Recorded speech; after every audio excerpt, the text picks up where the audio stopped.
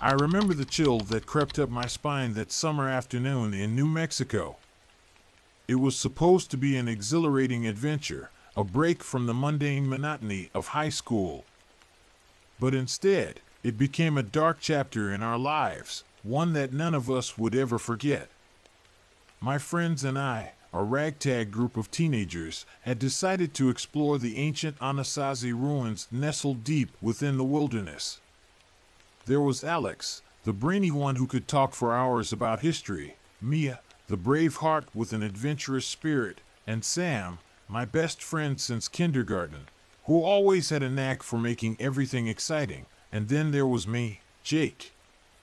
We drove our old, rusty van to the edge of the forest, the sun beating down on us, casting long shadows over the arid landscape. The ruins had always intrigued us.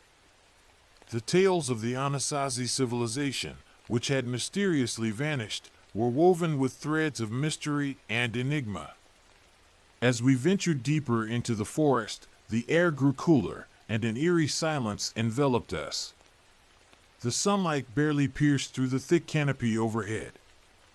The path was long and winding, and after what felt like hours, the ancient stone structures finally came into view.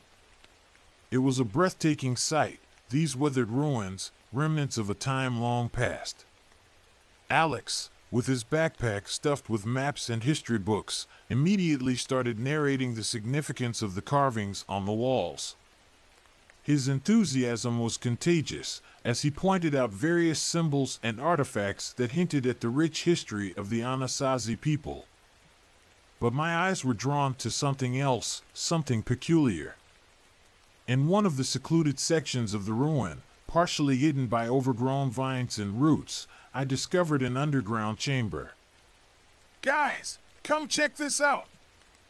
I shouted, my voice echoing through the ancient stone corridors. As we descended into the chamber, the temperature seemed to drop even further. The walls were adorned with strange symbols and hieroglyphics, their meanings lost to time. In the corner of the chamber lay a pile of bones, human bones. A shiver ran down my spine as I stared at the skull, which seemed to be watching us with hollow eyes. "This is unsettling," Alex murmured, his face pale. But Mia, ever the fearless one, brushed it off. "Probably ancient burial grounds." "Nothing to worry about," she said, her voice steady but her eyes betraying a hint of unease. We decided to camp there for the night, thinking it would be an unforgettable experience. Turns out, we were right, but for all the wrong reasons. As night fell, the forest seemed to come alive with whispers. The wind howled through the trees, carrying unintelligible voices with it. We huddled around the campfire, trying to shake off the unease that had settled over us. The flickering flames cast eerie shadows on the ancient stone walls, and the sense of foreboding grew stronger with each passing minute. That's when it started. The strange occurrences. It began with Sam. He claimed he saw a shadowy figure lurking in the trees, watching us. We laughed it off, thinking it was just his imagination playing tricks. But the laughter died down when we heard the howls. They were unlike any animal I'd ever heard. Low, guttural, and filled with a sense of dread. It was as if the very forest was warning us to leave. But we stayed, curiosity overriding our sense of caution. The following day, Alex found a journal buried near the entrance of the ruin.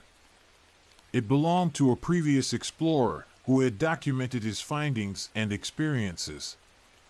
The entries grew increasingly erratic, talking about visions, hauntings, and a curse that plagued the Anasazi. We should have taken it as a warning. Over the next few days, my friends began to change. Sam became increasingly agitated, his eyes taking on a wild, haunted look. Mia, the bravest of us all, started talking to herself, mumbling in a language none of us could understand. Even Alex, the rational thinker, seemed distant and paranoid. The transformation was subtle at first, but it quickly escalated into something far more sinister. One night, I woke to the sound of scratching. I turned to see Sam hunched over, scratching strange symbols into the dirt. When I tried to talk to him, he didn't respond, his eyes glazed over, lost in some trance. Panic set in. I knew we had to leave, but getting them to agree was impossible. They were enthralled, entranced by whatever dark force resided within the ruins. Desperation drove me to explore the ruins one last time, hoping to find some clue, some way to break whatever curse had befallen us. That's when I stumbled upon a hidden chamber beneath the main structure. Inside, I found more of those strange symbols and a stone altar marked with bloodstains. My heart raced as I read the inscription on the walls, piecing together the fragmented words. It spoke of an ancient ritual, a pact with spirits that demanded a sacrifice. The Anasazi had drawn the attention of something otherworldly, something malevolent, and it had claimed them all. Suddenly, the chamber grew cold, and a voice whispered in my ear. Too late. I ran back to the campsite, only to find it deserted. My friends were gone, vanished into the night. The howls returned, closer this time, more menacing. I stumbled through the forest, calling out their names, my voice echoing through the desolate landscape. Hours passed, or maybe it was days. Time had lost all meaning as I searched for them. The forest seemed to stretch on endlessly, a labyrinth of shadows and whispers. My mind was a whirlwind of fear and confusion, and the oppressive darkness weighed heavily on my soul. That's when I saw them, or what they had become. Silhouettes in the moonlight, their bodies twisted and contorted, bearing the unmistakable features of coyotes. Their eyes, once full of life, were now wild and feral. They surrounded me, snarling and growling. My heart shattered as I realized they were beyond saving. The curse had claimed them, and if I didn't leave, it would claim me too. With a heavy heart, I turned and ran, the howls echoing in my ears, a haunting reminder of the friends I had lost. I reached the edge of the forest at dawn, exhausted, broken, but alive. The authorities didn't believe my story, chalking it up to hallucinations and stress. The ruins were sealed off, and no one was allowed to venture there again. Years have passed, but the memories still haunt me. Sometimes, I hear the howls in my dreams, a mournful reminder of the friends who had become more than just a tragic tale. They linger in the Anasazi whisper, forever bound to the ancient curse, and I am left to bear the weight of that dark summer in New Mexico. The nightmares are relentless. Each night, I find myself back in those ruins, wandering through the labyrinthine corridors, the walls closing in around me. The whispers grow louder, more insistent, and the shadows move with a life of their own. I see their faces, twisted and contorted, their eyes filled with a wild, feral hunger. They call out to me, their voices a haunting chorus that echoes through my mind. I've tried to move on, to forget, but the memories cling to me like a dark shadow. The howls follow me, a constant reminder of the friends I lost and the curse that binds them. I've spent years researching the Anasazi, trying to understand what happened, but the answers remain elusive, hidden behind a veil of mystery and darkness. Sometimes, I wonder if I'm losing my mind. The lines between reality and nightmare blur, and I find myself questioning everything I know. The fear is always there, lurking just beneath the surface, a constant companion that never lets me forget. I've tried to warn others, to keep them away from the ruins, but my words fall on deaf ears. The allure of the unknown is too strong, and the cycle continues. I can only hope that my story serves as a warning, a testament to the darkness that lies hidden within the ancient stones. The Anasazi Whisper is a haunting reminder of the past, a tale of mystery and terror that refuses to fade. It is a story that has become a part of me, a shadow that I carry with me wherever I go.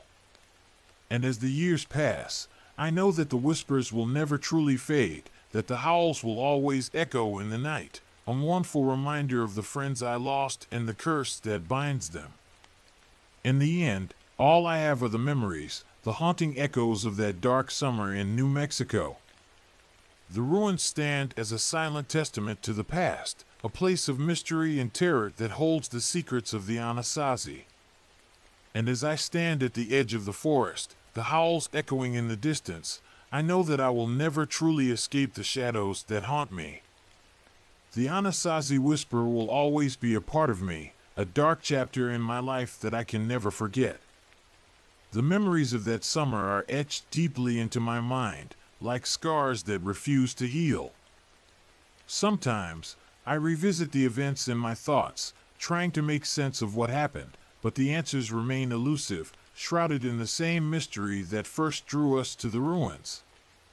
The faces of my friends, now twisted and contorted by the curse, haunt me in my waking hours as much as in my dreams. I remember the excitement we felt as we embarked on our journey, the sense of adventure that filled the air. We were young and eager, ready to uncover the secrets of a lost civilization. But the forest had other plans for us. The silence that enveloped us as we ventured deeper was not just the absence of sound, but a presence, a watchful gaze that seemed to follow our every move. The ruins themselves were a marvel, a testament to the ingenuity and culture of the Anasazi people. Alex's passion for history brought the stones to life, and for a moment, we were transported back in time. But the underground chamber I discovered changed everything. The bones, the symbols, the cold that seeped into our bones, it was as if the past was reaching out to us, warning us of the danger we had stumbled upon. As the days passed, the changes in my friends became more pronounced. Sam's agitation turned to madness, and Mia's fearless spirit was replaced by a haunting emptiness. Alex, always the voice of reason, became a shadow of himself, lost in the labyrinth of his own mind. I tried to hold us together, to find a way out, but the curse had taken root, and there was no escaping its grasp. The final night in the ruins is a blur of fear and desperation. The voice in the hidden chamber, the cold that pierced my soul, the realization that we were too late, it all came crashing down on me. My friends were gone, transformed into creatures of the night, and I was left alone, running through the forest with the howls of the cursed echoing in my ears. The authorities dismissed my story, and the ruins were sealed off, but the curse remains. The Anasazi Whisper is a reminder of the darkness that lies hidden in the past, a tale of horror that refuses to fade. And as the years pass, I know that the shadows will never truly leave me, that the howls will always be a part of my life, a haunting reminder of the friends I lost and the curse that binds them. In the end, all I have are the memories, the haunting echoes of that dark summer in New Mexico. The ruins stand as a silent testament to the past, a place of mystery and terror that holds the secrets of the Anasazi. And as I stand at the edge of the forest, the howls echoing in the distance, I know that I will never truly escape the shadows that haunt me. The Anasazi Whisper will always be a part of me, a dark chapter in my life that I can never forget. I always enjoyed the solitude of my early morning runs. There's a certain peace that comes with being alone in the forest before the rest of the world awakens. The forest trails near my house had become my sanctuary, offering an escape from the stresses of daily life. However, on that particular day, the forest held secrets I was not prepared to uncover. It was a misty morning, the kind where the fog clings to the ground and the air feels damp and heavy. I set off on my usual route, feeling the cool breeze against my skin. As I ran deeper into the woods, the trees seemed to close in, their branches forming a canopy that blocked out the early rays of the sun. My footsteps echoed through the silence, the only sound breaking the stillness. About 20 minutes into my run, something odd caught my eye. Just off the beaten path, there was a faint glimmer, like sunlight reflecting off a piece of glass. Curiosity got the best of me, and I decided to investigate. I pushed through the undergrowth, the damp leaves brushing against my legs, until I reached a small clearing. There, in the center, stood an old, weathered mirror, its surface covered in grime and moss. It seemed out of place, like it didn't belong in the forest. I approached the mirror cautiously, my heart pounding in my chest. As I examined it, a chill ran down my spine. The reflection staring back at me wasn't quite right. It was me, but there was something off, a darkness in the eyes that didn't match my own. Before I could react, the reflection moved on its own, lifting a finger to its lips in a shushing gesture. I staggered back, my pulse racing. Suddenly, a rustling sound came from behind me. I spun around, but there was nothing there. The forest seemed alive, the shadows shifting and dancing in the weak light. I felt a growing sense of unease, a feeling that I was being watched. Ignoring the mirror, I decided to head back to the main trail and continue my run. But as I turned to leave, I realized I was no longer sure which direction I had come from. Panic welled up inside me. The forest seemed to have transformed, the familiar path hidden in the thickening fog. I took a deep breath, trying to calm myself. I knew I had to stay focused. Choosing a direction, I started to walk, hoping to find a landmark that would guide me back. But the further I went, the more disoriented I became. The trees seemed to close in, creating a labyrinth of twisted branches and roots. After what felt like hours, I stumbled upon an old, dilapidated cabin. The wood was rotting, and the windows were boarded up, but it offered a glimmer of hope. Maybe there would be someone inside who could help me. I approached the door and knocked, the sound echoing through the quiet forest. When no one answered, I pushed the door open and stepped inside. The cabin was musty and dark, the air thick with dust. As my eyes adjusted to the dim light, I saw strange symbols carved into the walls, symbols that looked ancient and foreboding. In the center of the room, there was a table with a single, flickering candle. Next to it lay a leather-bound journal. I picked it up and flipped through the pages, my blood running cold as I read the entries. The journal belonged to someone who had once lived in the cabin, someone who had written about encountering a mysterious, shadowy creature in the forest. The entries grew increasingly frantic, describing the creature as a dark entity that could manipulate reality, causing its victims to see things that weren't there. The final entry was barely legible, scrawled in a trembling hand, warning anyone who found the journal to leave the forest immediately. A sudden noise from outside made me jump. I peered through a crack in the boarded-up window and saw a figure moving among the trees. It was tall and slender, its shape shifting and flickering like a flame. My heart pounded as I realized it was the creature from the journal, the shadowy entity that had driven the cabin's previous occupant mad. I needed to get out of there.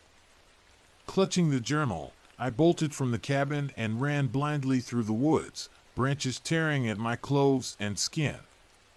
My mind raced, desperate to find a way back to safety.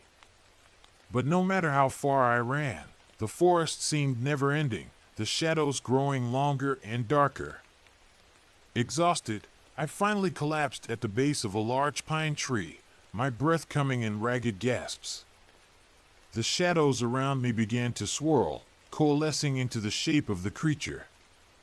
It loomed over me, its presence suffocating.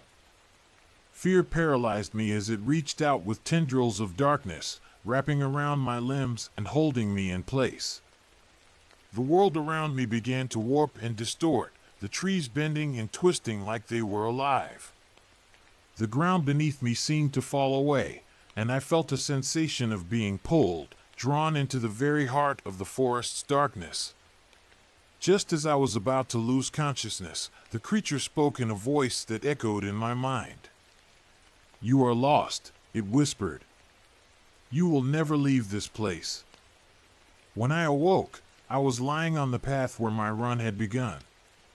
Drenched in sweat and gasping for air, I bolted upright, looking around wildly. The forest was just as it had been at the start of my run, peaceful and still. Had it all been a hallucination, some kind of twisted nightmare? But as I got to my feet, something fell from my grasp. The journal. It was real, and so was the terror I had experienced. I raced back home, heart pounding until I was safe inside. I couldn't shake the feeling that I was still being watched. Days turned into weeks, but I couldn't bring myself to return to the forest. The memory of that encounter haunted my every thought.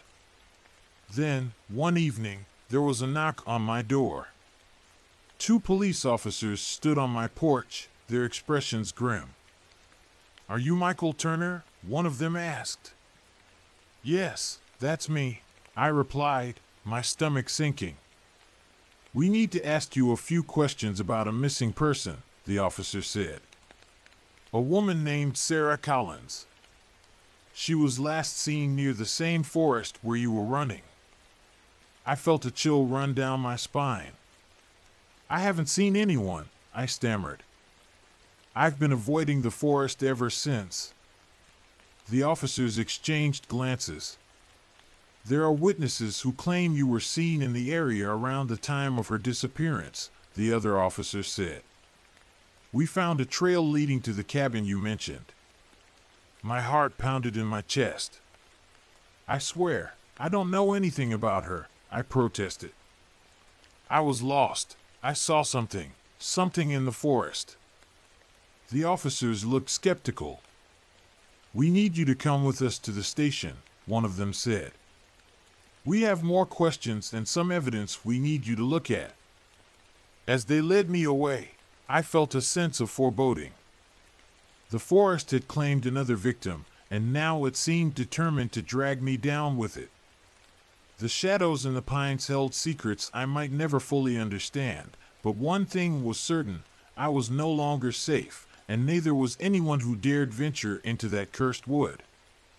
I always enjoyed the solitude of my early morning runs. There's a certain peace that comes with being alone in the forest before the rest of the world awakens. The forest trails near my house had become my sanctuary, offering an escape from the stresses of daily life. However, on that particular day, the forest held secrets I was not prepared to uncover. It was a misty morning, the kind where the fog clings to the ground and the air feels damp and heavy. I set off on my usual route, feeling the cool breeze against my skin. As I ran deeper into the woods, the trees seemed to close in, their branches forming a canopy that blocked out the early rays of the sun. My footsteps echoed through the silence, the only sound breaking the stillness. About 20 minutes into my run, something odd caught my eye. Just off the beaten path, there was a faint glimmer, like sunlight reflecting off a piece of glass. Curiosity got the best of me, and I decided to investigate. I pushed through the undergrowth, the damp leaves brushing against my legs, until I reached a small clearing. There, in the center, stood an old, weathered mirror, its surface covered in grime and moss. It seemed out of place, like it didn't belong in the forest. I approached the mirror cautiously, my heart pounding in my chest. As I examined it, a chill ran down my spine. The reflection staring back at me wasn't quite right. It was me, but there was something off, a darkness in the eyes that didn't match my own. Before I could react, the reflection moved on its own, lifting a finger to its lips in a shushing gesture. I staggered back, my pulse racing. Suddenly, a rustling sound came from behind me.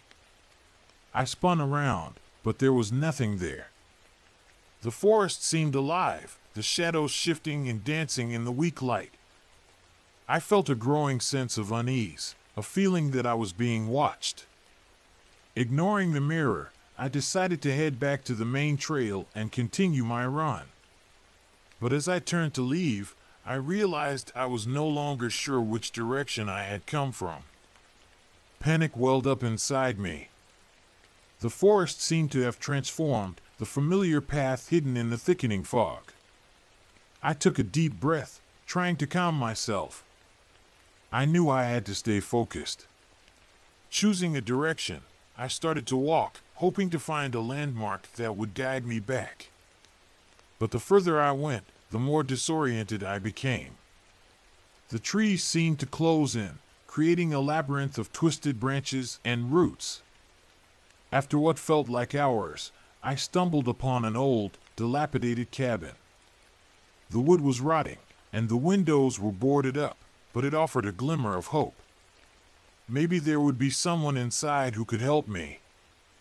I approached the door and knocked, the sound echoing through the quiet forest. When no one answered, I pushed the door open and stepped inside. The cabin was musty and dark, the air thick with dust. As my eyes adjusted to the dim light, I saw strange symbols carved into the walls, symbols that looked ancient and foreboding. In the center of the room, there was a table with a single, flickering candle. Next to it lay a leather-bound journal. I picked it up and flipped through the pages, my blood running cold as I read the entries. The journal belonged to someone who had once lived in the cabin, someone who had written about encountering a mysterious, shadowy creature in the forest. The entries grew increasingly frantic, describing the creature as a dark entity that could manipulate reality, causing its victims to see things that weren't there. The final entry was barely legible, scrawled in a trembling hand, warning anyone who found the journal to leave the forest immediately. A sudden noise from outside made me jump. I peered through a crack in the boarded-up window and saw a figure moving among the trees. It was tall and slender, its shape shifting and flickering like a flame. My heart pounded as I realized it was the creature from the journal, the shadowy entity that had driven the cabin's previous occupant mad. I needed to get out of there. Clutching the journal, I bolted from the cabin and ran blindly through the woods, branches tearing at my clothes and skin. My mind raced, desperate to find a way back to safety. But no matter how far I ran, the forest seemed never-ending, the shadows growing longer and darker. Exhausted, I finally collapsed at the base of a large pine tree, my breath coming in ragged gasps. The shadows around me began to swirl, coalescing into the shape of the creature. It loomed over me, its presence suffocating. Fear paralyzed me as it reached out with tendrils of darkness, wrapping around my limbs and holding me in place. The world around me began to warp and distort, the trees bending and twisting like they were alive. The ground beneath me seemed to fall away, and I felt a sensation of being pulled, drawn into the very heart of the forest's darkness. Just as I was about to lose consciousness, the creature spoke in a voice that echoed in my mind. "You are lost," it whispered. "You will never leave this place." When I awoke, I was lying on the path where my run had begun. Drenched in sweat and gasping for air, I bolted upright, looking around wildly. The forest was just as it had been at the start of my run, peaceful and still. Had it all been a hallucination, some kind of twisted nightmare? But as I got to my feet, something fell from my grasp. The journal. It was real, and so was the terror I had experienced. I raced back home, heart pounding until I was safe inside. I couldn't shake the feeling that I was still being watched. Days turned into weeks, but I couldn't bring myself to return to the forest. The memory of that encounter haunted my every thought. Then, one evening, there was a knock on my door. 2 police officers stood on my porch, their expressions grim. "Are you Michael Turner?" one of them asked. "Yes, that's me," I replied, my stomach sinking. "We need to ask you a few questions about a missing person," the officer said. "A woman named Sarah Collins. She was last seen near the same forest where you were running." I felt a chill run down my spine. "I haven't seen anyone," I stammered. "I've been avoiding the forest ever since." The officers exchanged glances. "There are witnesses who claim you were seen in the area around the time of her disappearance," the other officer said. "We found a trail leading to the cabin you mentioned." My heart pounded in my chest. "I swear, I don't know anything about her," I protested. "I was lost. I saw something in the forest." The officers looked skeptical. "We need you to come with us to the station," one of them said. "We have more questions and some evidence we need you to look at." As they led me away, I felt a sense of foreboding. The forest had claimed another victim, and now it seemed determined to drag me down with it. The shadows and the pines held secrets I might never fully understand, but one thing was certain: I was no longer safe, and neither was anyone who dared venture into that cursed wood. Hope you enjoyed that spine-chilling experience. Now, let's move on to the next creepy tale. Ready to face more thrilling moments together? Let's dive into the next story right away. When I was 7 years old, my life took a drastic turn that I could never have anticipated. My father had just walked out of our lives, leaving my mother and me to fend for ourselves in a world that suddenly seemed much larger and more intimidating. In search of a fresh start and a new beginning, we packed up all our belongings and moved to a small, supposedly peaceful town in Massachusetts called Whispering Pines. Little did we know at the time, this quaint little town held secrets that were far from peaceful, secrets that would soon unfold and change our lives forever. We settled into an old, creaky house at the edge of town. The house itself had a certain charm, a kind of rustic allure that drew us in, but it always seemed to groan under some invisible burden. The wooden floorboards creaked with every step we took, and the wind seemed to whisper through the cracks in the window panes, as if sharing secrets from another world. Despite these quirks and the eerie feeling that lingered in the air, my mother and I tried to make the best of our new situation. We filled the house with our belongings, trying to turn it into a warm and inviting home. My mother decorated the living room with bright curtains and family photos, hoping to bring a sense of normalcy and comfort to our new environment. Meanwhile, I arranged my toys and books in my new bedroom, creating a little sanctuary for myself amidst the unfamiliar surroundings. We hoped that these small touches would bring warmth and comfort to the old house, but the eerie feeling persisted, a constant reminder that something was not quite right. School started a few days after we moved in, and my nerves were through the roof. Being the new kid is never easy, especially in a small town where everyone has known each other since kindergarten. On my first day, I felt like an outsider, a stranger in a close-knit community. But then I met a girl named Margaret. She was different from the other kids, quieter, more observant, and seemed to carry the weight of the world on her shoulders. Yet, something about her drew me in, and we quickly became friends. Margaret had a way of making me feel understood, even when I couldn't find the words to express myself. We would spend our recesses talking about everything from our favorite books to our dreams for the future. Her presence was a comforting constant in the otherwise turbulent sea of my new life, a beacon of stability in an otherwise chaotic world. As the days went by, I started noticing strange things around our new home. At first, it was just small, easily dismissible oddities, a cold draft in an otherwise warm room, the feeling of being watched when I was alone. But as Halloween approached, these oddities became harder to ignore. The sense of unease grew stronger, and I started seeing a tall, shadowy figure lurking in the corners of my vision. He was always holding an axe, and his presence filled me with an unexplainable dread. The figure seemed to appear at the most unexpected moments, when I was brushing my teeth, reading a book, or even playing outside. Each time, I would freeze, my heart pounding in my chest, until the figure vanished as quickly as it had appeared. The fear was unlike anything I had ever experienced, a cold, paralyzing terror that gripped me and refused to let go. One evening, I confided in Margaret about the ghostly figure. To my surprise, she didn't dismiss my fears. Instead, she listened intently and suggested that we stay up on Halloween night to investigate. It seemed like an adventure, and I was eager to have her by my side.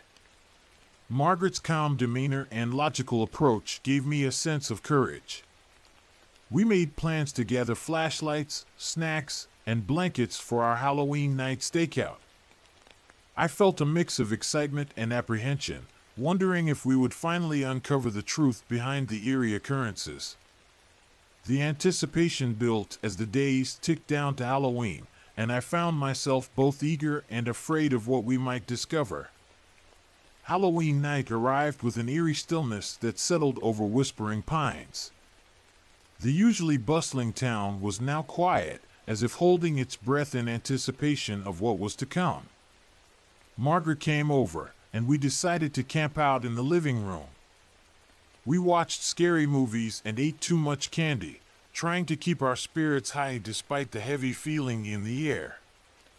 As the night wore on, fatigue began to set in, but we were both determined to stay awake. We whispered to each other about the ghost stories we had heard, trying to keep our minds off the looming sense of dread. The clock seemed to tick slower than usual, each minute stretching into an eternity, heightening our anxiety and anticipation. Around midnight, the temperature plummeted, and a shiver ran down my spine. The air grew cold and heavy, and an unsettling silence filled the room. I glanced over at Margaret, and my heart skipped a beat. Her face was different, aged, wrinkled, and twisted into a malicious grin. I blinked, trying to clear the image from my mind, but it was no use. The once kind and quiet Margaret had transformed into a terrifying old hag. Her eyes, once filled with warmth and understanding, now glowed with a sinister light. I could hardly believe what I was seeing. The transformation was so sudden and so complete that it felt like I had stepped into a nightmare, a twisted reality that defied all logic and reason. Panic set in, and I tried to scramble away, but my legs felt like they were weighed down by lead. Just then, the ghostly figure with the axe appeared, more solid and menacing than ever before. He moved toward Margaret, his eyes burning with a vengeful fire. With a swift, horrifying motion, he brought the axe down, and Margaret let out a blood-curdling scream.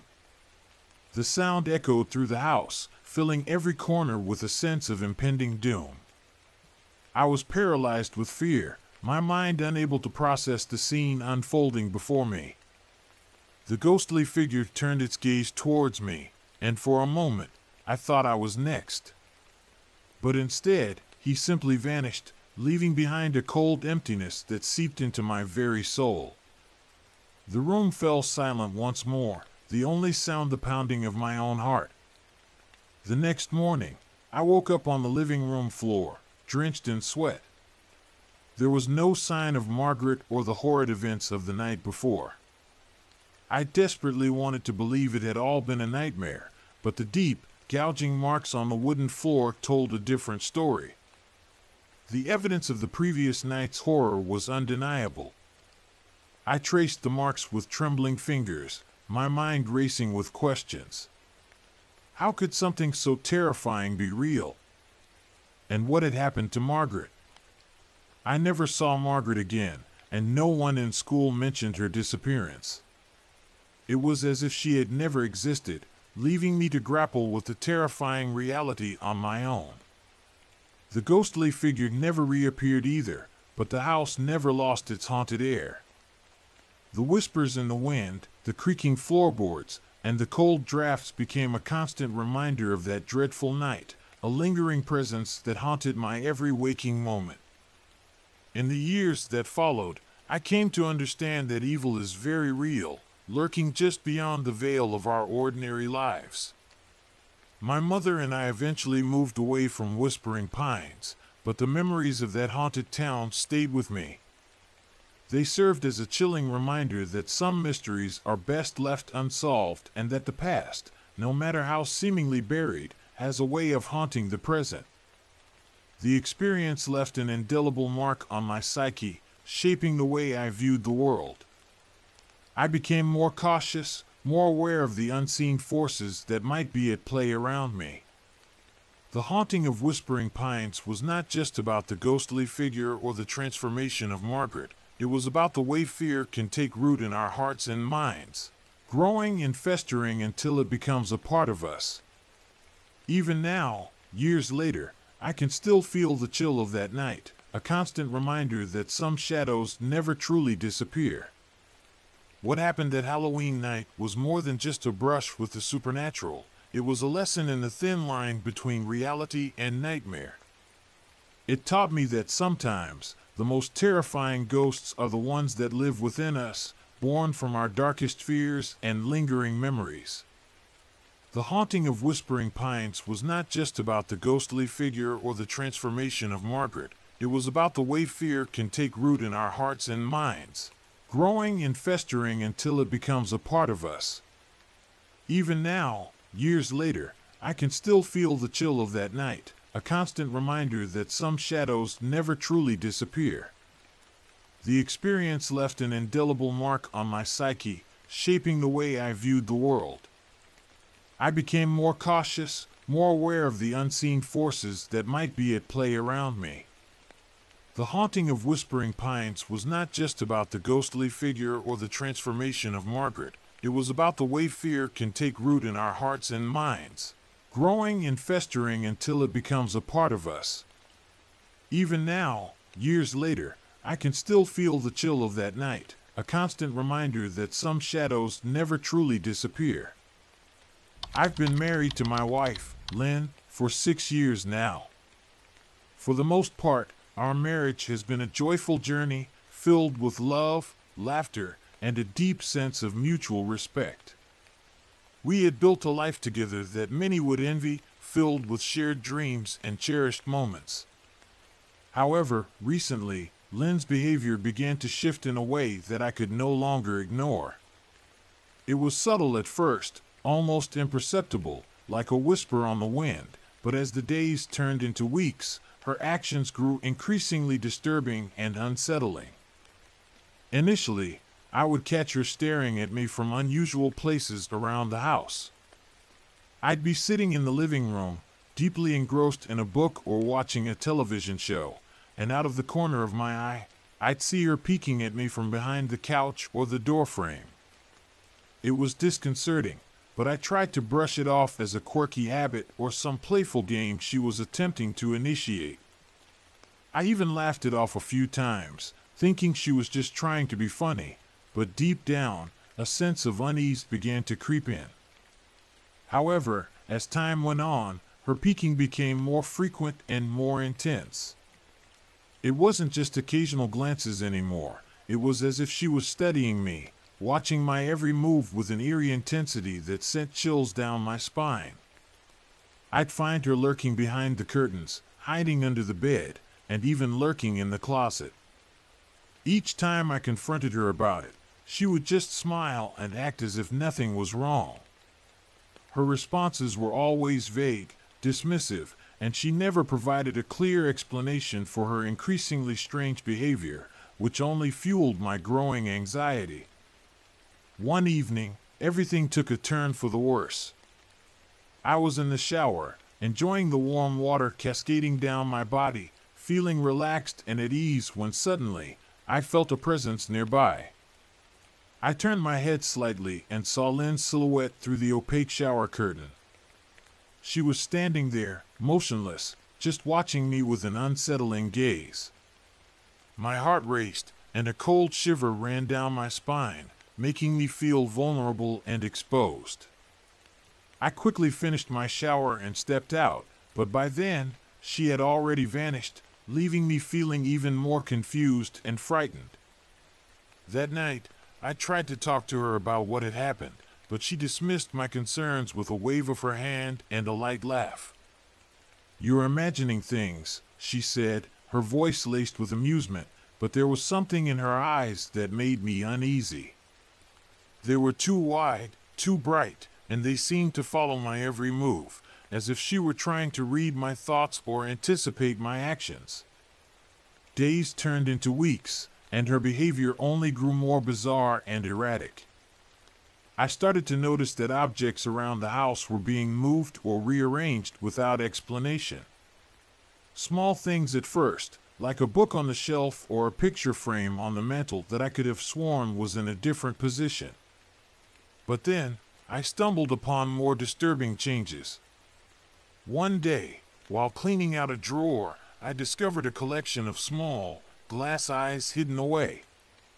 They were all different colors and sizes, and they looked eerily realistic, as if they were watching me in return. My stomach churned at the sight, and I felt a wave of nausea wash over me, realizing how deeply unsettling this was. I confronted Lynn about the eyes, but she just laughed it off, claiming they were part of an art project she was working on. But I knew better. There was something deeply wrong, something I couldn't quite put my finger on, and I couldn't shake the feeling that I was in grave danger. I felt like I was living in a waking nightmare, where reality blurred with something far more sinister. One particularly frightening night, I woke up to find Lynn standing over me, her face inches from mine, illuminated by the dim light of the bedside lamp. Her eyes were wide open, unblinking, and she wore a strange, almost manic smile on her face that sent my heart racing. I screamed and pushed her away in a panic, but she merely stood there, staring at me with those unnerving eyes, as if she were trying to gauge my reaction. I knew I had to do something. I couldn't continue living like this, constantly on edge, feeling as though I was being hunted in my own home. I decided to reach out to a therapist to get Lynn the help she desperately needed. But just before I could make the call, I received a mysterious text message. It was from an unknown number, and it simply read, "She's watching you. Be careful." My blood ran cold. I didn't know who had sent the message or how they knew about Lynn's behavior, but it confirmed my worst fears. I was being watched, and not just by Lynn. Someone else was involved, lurking in the shadows, and I had no idea who they were or what their intentions might be. I felt trapped and helpless in a situation that spiraled further out of my control. I couldn't trust Lynn, and now I couldn't even trust my own home. I started to notice more strange occurrences around me. Shadows moving in the corners of my vision, whispers echoing in the dead of night, and the constant feeling of being watched, as if unseen eyes were observing my every move. My paranoia grew to unbearable levels, and I found it hard to focus on anything else, my mind racing with fear and uncertainty. One day, I decided to conduct a thorough search of the house. I needed to find some clue, something that would explain what was happening and why. I searched every room, every drawer, every nook and cranny, desperate for answers. And then, in the attic, I discovered something that made my blood run cold. There, hidden behind a stack of old boxes, was a small, locked chest. My heart raced as I broke the lock and opened it, only to find more glass eyes, along with a disturbing collection of photographs. The photos were of me, taken from various angles and locations around the house. Some were recent, while others dated back years. I felt a wave of nausea and fear wash over me. Who had taken these photos? And why? What kind of twisted game was being played? I confronted Lynn again, but this time she didn't laugh. Instead, she became defensive and angry, her demeanor shifting drastically. She accused me of invading her privacy and refused to answer any of my questions, her eyes flashing with a mix of rage and fear. I knew then that I couldn't stay in the house any longer. I packed a bag in haste and left, seeking refuge with a close friend who could provide me with some semblance of safety and support. But even away from the house, I couldn't escape the feeling of being watched. The mysterious text messages continued, each one more cryptic and threatening than the last, further fueling my anxiety. I knew I had to get to the bottom of this, but I didn't know where to start. I felt like I was caught in a web of fear, and I desperately needed to untangle it. Determined to uncover the truth, I decided to hire a private investigator to look into Lynn's past and see if there was any clue as to what was happening. The investigator uncovered some deeply disturbing information that shook me to my core. Lynn had a history of mental illness, something she had never mentioned to me throughout our relationship. She had been diagnosed with paranoid schizophrenia and had been in and out of treatment for years, a fact that left me feeling a mix of anger and profound sadness. I loved Lynn, but I couldn't ignore the danger she posed to me and to herself. I knew I had to get her the help she needed, but I also had to protect myself from the turmoil that had engulfed our lives. With the investigator's help, I managed to get Lynn admitted to a psychiatric hospital. It was one of the hardest decisions I've ever had to make, but I knew it was the right one. Lynn needed professional help, and I couldn't provide that for her, no matter how much I wanted to. The mysterious text messages finally stopped, and the feeling of being watched slowly faded into the background. I moved back into the house, but it never felt like home again. The memories of Lynn's erratic behavior and the fear I had felt lingered like shadows, haunting me and reminding me of the darkness that had invaded my life. I visited Lynn regularly at the hospital, hoping that she would get better and find some semblance of peace. But each time I saw her, she seemed more distant, more detached from reality, as if a veil had come between us. It broke my heart to see her like that, trapped in her own mind, but I knew I had done everything I could to help her. In the end, I realized that some mysteries might never be fully solved. I may never know who sent those text messages or why Lynn's behavior had taken such a dark turn. But I had to move on with my life, carrying the scars of that terrifying experience with me. I still think about Lynn every day, hoping that she finds peace and healing in the depths of her struggles. And I hope that one day, I can find it too, reclaiming the sense of security and normalcy that had been so brutally stripped away from me. Hope you enjoyed that spine-chilling experience. Now, let's move on to the next creepy tale. Ready to face more thrilling moments together? Let's dive into the next story right away. Hope you enjoyed that spine-chilling experience. Now, let's move on to the next creepy tale. Ready to face more thrilling moments together? Let's dive into the next story right away. I often find myself teetering precariously at the edge of sanity, suspended on a precipice where reality blurs and the shadows creep insidiously into the corners of my mind. I can still hear the echoes of laughter and the distant hum of everyday life, but those familiar sounds are drowned out by the ominous whispers of the abyss that beckons me. In my world, the malevolent presence of demons thrives, lurking just beyond the veil of sight, waiting for the opportune moment to strike with their terrifying claws and twisted intentions. They come to me in the night, grotesque figments that haunt my restless dreams, invading my thoughts and filling my mind with dread. Their skin is an obsidian black, absorbing light and warmth as if they thrive solely in darkness, reveling in the fear they instill. Long, spindly limbs stretch out towards me, with fingers that taper into razor-sharp points, designed as if to rend flesh from bone. But it is their eyes, those terrifying pools of crimson, that truly pierce through my defenses, drilling into my very soul. When I catch even a fleeting glimpse of them, panic engulfs me, and I find myself paralyzed by an all-consuming fear that threatens to consume my sanity. Each night becomes a relentless battle against their insidious influence, as the clock ticks inexorably toward dusk, triggering a primal dread that wells deep within my gut. I know they are near. I can feel them slithering through the walls, their breath hot against my skin, like a predator stalking its prey. They penetrate my reality, seeping into my food, my water, poisoning everything I touch. I cannot trust anything anymore, not even the sustenance that keeps me alive, for it may be tainted by their wickedness. Dr. Harris, my psychiatrist, has been relentless in his attempts to weave reason back into the frayed fabric of my mind.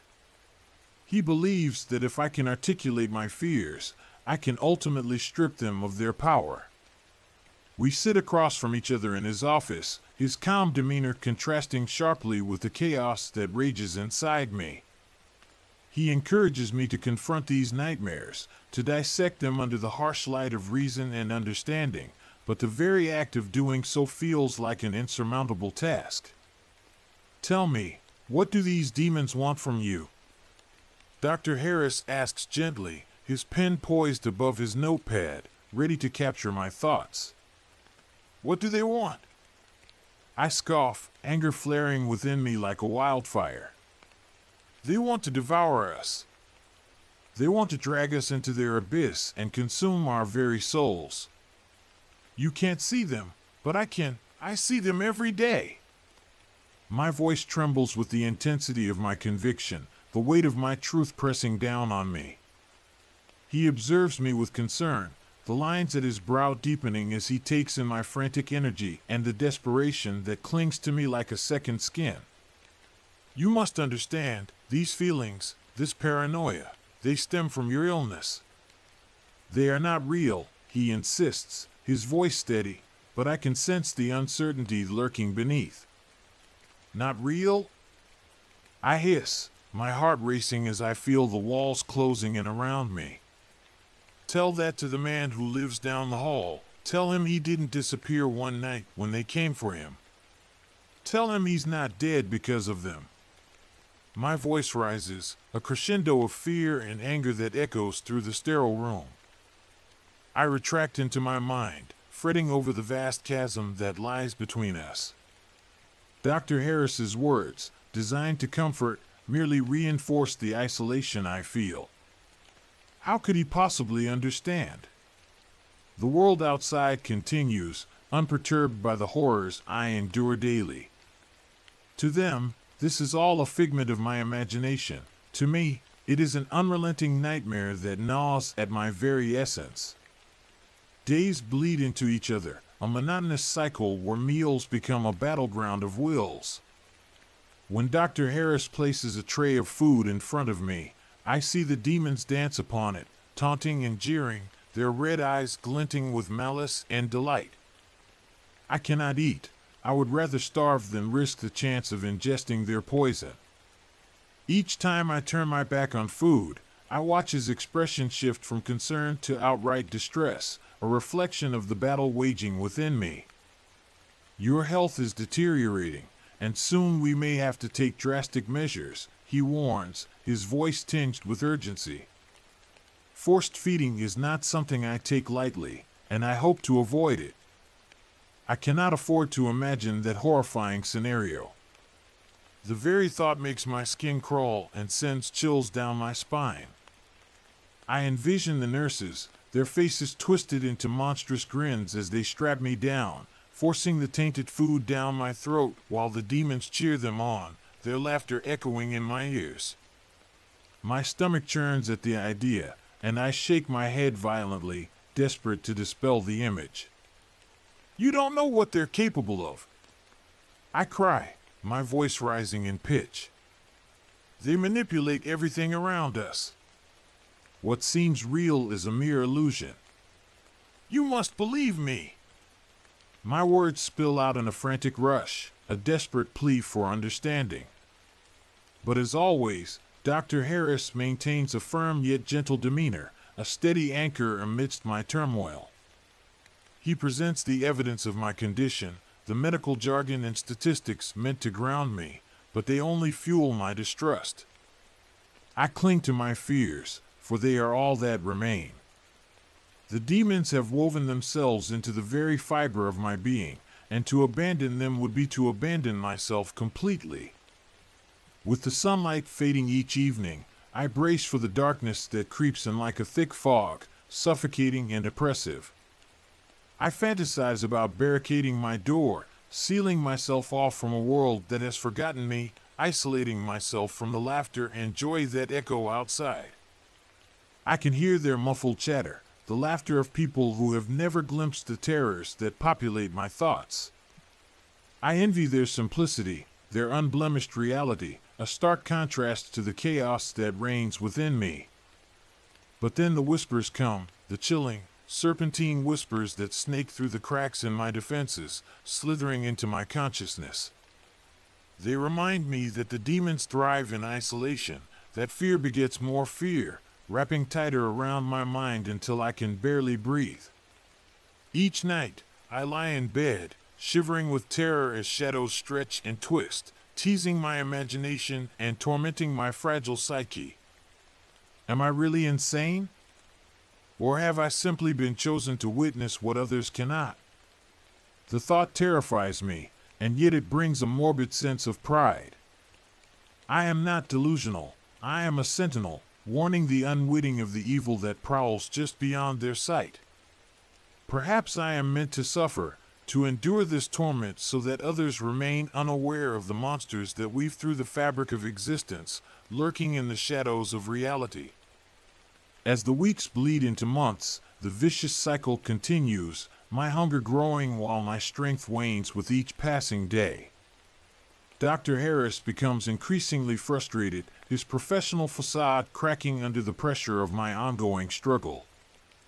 I see the dim light of hope flicker and fade in his eyes each time I deny him my cooperation, each refusal a nail driven into the coffin of his optimism. One fateful evening, the sun sinks below the horizon, casting long shadows that seep into my room like ink spilling across paper.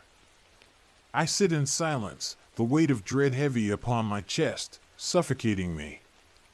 It's then that I notice a new figure emerging among the familiar nightmares, a silhouette that stands apart from the rest. It is broader, more solid, and not merely a figment of my imagination. This one is substance, a palpable weight that fills the room with an oppressive presence. Panic seizes me, and I stumble backwards, my eyes wide as I try to make sense of what is happening. The figure steps into the dim light, revealing itself to be a grotesque, hulking demon, its eyes glowing a furious red as it regards me with a mixture of disdain and delight. It holds a chalice, shimmering with a thick, dark liquid that pulses like a heartbeat, beckoning me closer. "Drink, little one," it rasps, the voice a twisted imitation of sincerity that sends shivers down my spine. "It will free you, set you upon a new path, one filled with power and understanding." I shake my head violently, the sheer terror pinning me to the wall, rendering me immobile. I want to scream, to summon the guards, but my voice is lost, drowned beneath the weight of the terror that looms before me like a dark cloud. I can feel the familiar whispers of madness creeping in, encircling my mind as I wonder what would happen if I succumbed to the darkness. What if the demons were right? What if I took a sip and found freedom in surrendering to their call, or release from the torment that has become my existence? "Join us," the demon croons, extending the chalice toward me with an enticing smile. "No more suffering, no more pain. Embrace what you are meant to become, and let go of your fears." The hold of despair is suffocating as I grapple with the temptation that threatens to overwhelm me. I yearn for peace, for respite from the fear that churns within me like a storm, battering against the fragile walls of my sanity. But I know better. I must remember the people on the other side of the door, the good that exists, the light that shines even in the darkest of times, even if I can't see it clearly. I take a deep breath, shaking my head in defiance, summoning every ounce of strength within me. I will not be your puppet, I whisper, my voice trembling but resolute, a quiet declaration of my will. I refuse to let you control me, to dictate my fate. I am stronger than you think. A low, sinister growl erupts from the demon as it withdraws the chalice, its body blurring and twisting in frustration, anger radiating off it like heat from a fire. It melts into the shadows, disappearing like smoke in the wind, leaving only the lingering echo of its malice behind. Breathing heavily, I slump to the floor, the adrenaline fading as I succumb to the tears that I have held back for so long, a release of pent-up emotion that washes over me. Days turn into an endless cycle of battling the darkness, each moment a struggle between surrendering to despair or clinging to the faintest glimmers of hope. Dr. Harris continues his attempts to engage with me, sensing the shifting tides of my turmoil. His guidance anchors me, reminding me that I am not alone in this fight against the shadows that threaten to ensnare my mind and drag me into the depths of despair. Slowly, I find the strength to articulate my fears, to piece together the fragmented remnants of my reality. The demons may taunt me, but their power begins to wane as I articulate my fears on paper, creating a vivid map of my internal landscape, charting the territory of my mind. With each account, I reclaim a part of myself, illuminating the darkness with the light of expression and understanding. I faced them today, I tell Dr. Harris during one of our sessions, my voice steady with newfound conviction. I saw him, the demon, and I told him no. I won't allow them to consume me, to take me down with them. A flicker of pride ignites in Dr. Harris's eyes as I recount the encounter, a spark of hope rekindled. That's a significant victory, he encourages, leaning in with genuine interest and admiration. It shows that you're starting to reclaim your sense of agency, your ability to fight back against the darkness. Agency, it is a foreign concept for someone who has fought so long against an unseen enemy, a concept that echoes in my mind like a mantra. It resonates within me, filling the empty spaces with a sense of possibility. Perhaps I am not merely a victim of my fears. Perhaps I can wield power against the darkness that seeks to envelop me. As I gain this newfound strength, it becomes clearer that the struggle against the demons is not just confined to my mind. Others, like Dr. Harris, and even fleeting glimpses of the world outside, embody a flicker of light amidst the torment, a reminder that hope exists even in the darkest of times. They remind me that even in my solitude, I am not entirely alone, that there are those who care and who are willing to help me fight this battle. The nights still bring shadows, but instead of cowering in fear, I prepare for their arrival with a newfound sense of determination. I surround myself with comforting distractions, books filled with tales of wisdom and perseverance, narratives of triumph over adversity. I recite mantras of strength as the darkness envelopes me, confronting the whispers with unwavering resolve, fortifying my mind against their insidious influence.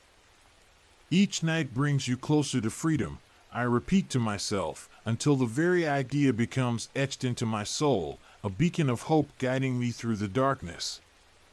I can almost believe it, the promise of liberation shimmering just out of reach.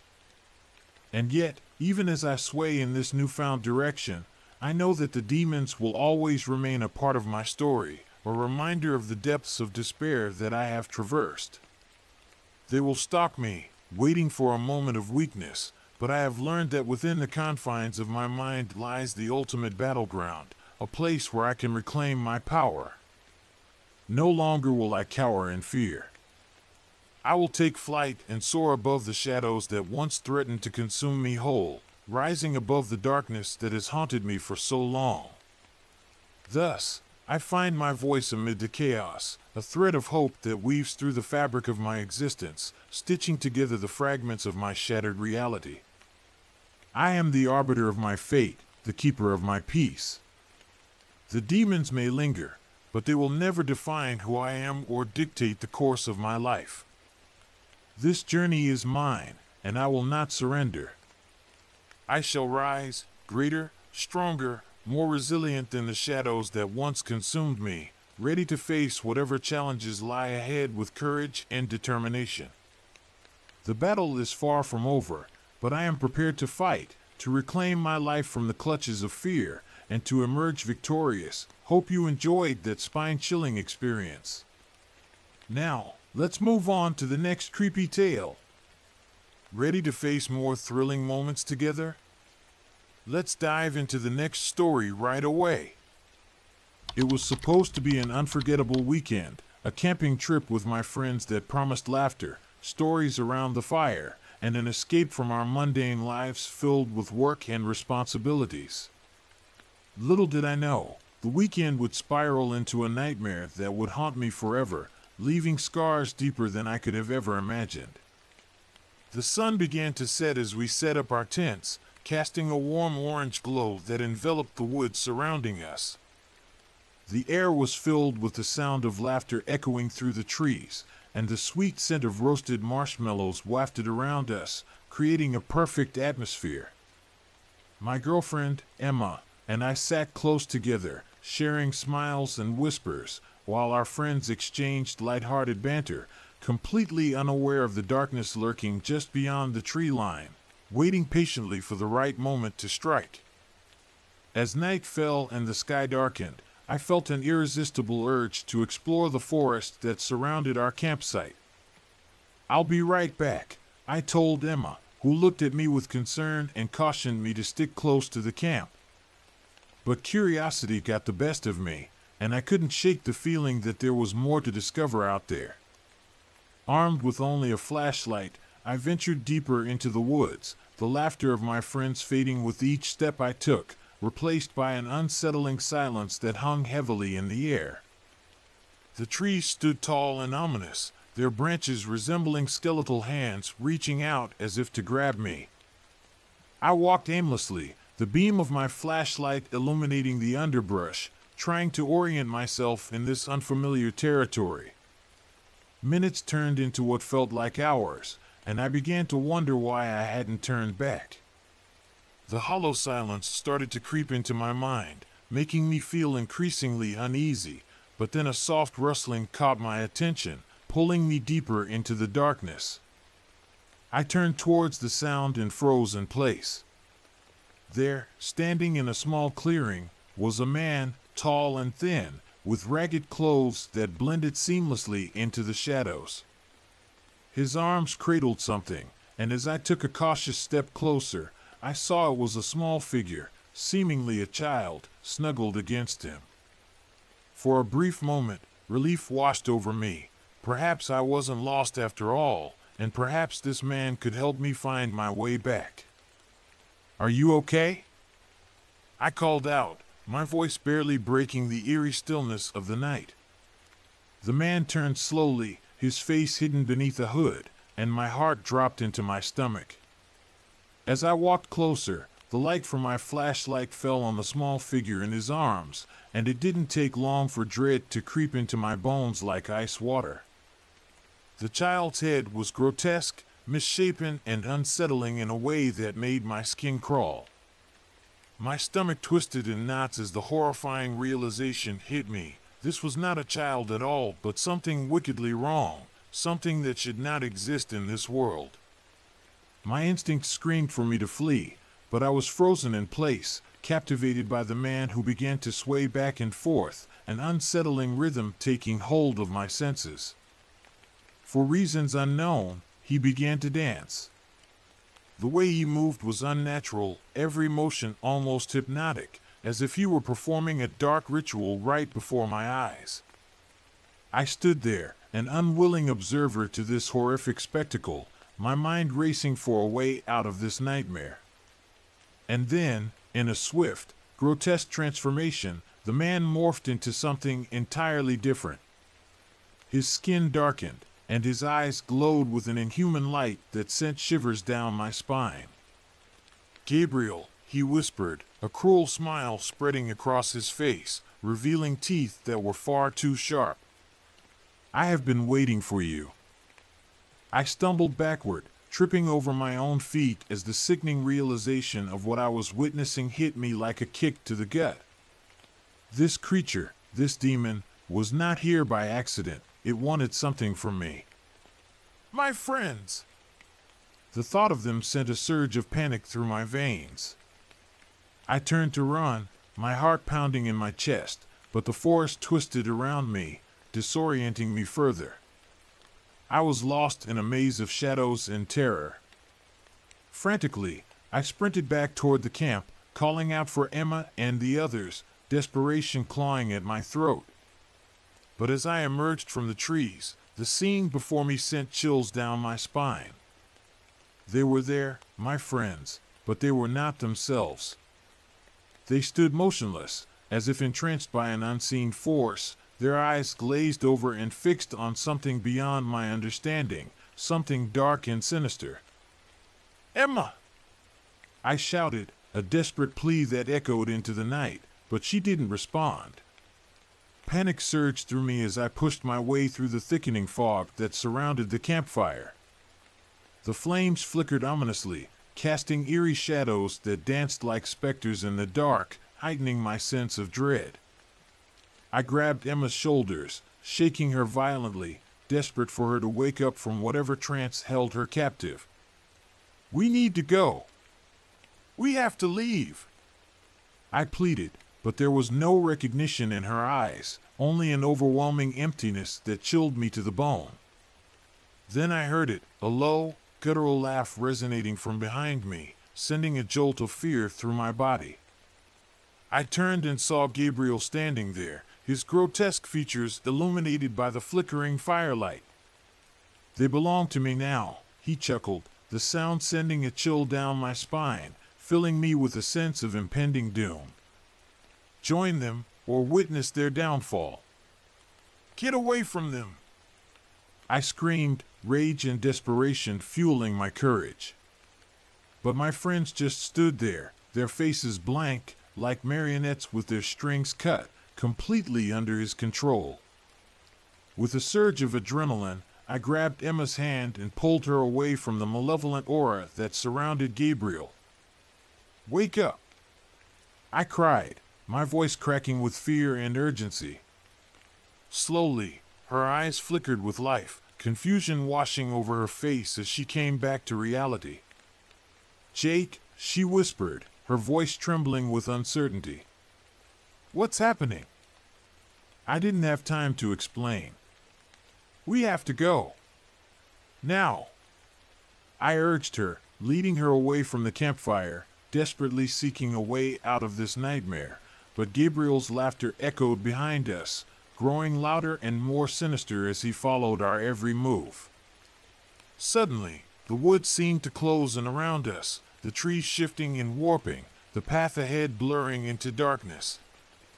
I could feel Gabriel's presence, a sinister force that loomed over us, as we stumbled through the undergrowth, his voice taunting us, echoing from multiple directions, making it impossible to pinpoint where he was. "Do you think you can escape? They've seen the beauty of despair, and now it's your turn." We ran, hearts racing, driven by sheer terror. Every instinct told me to keep moving, to not look back, but the sounds of my friend's laughter mixed with Gabriel's malevolent whisper sent my mind spiraling into chaos. Were they really following him now, or were they lost forever in his grasp, trapped in a nightmare of his making? As we broke through the tree line, the moonlight illuminated a wider path ahead, and I spotted a flicker of hope, a narrow creek that could lead us back to safety.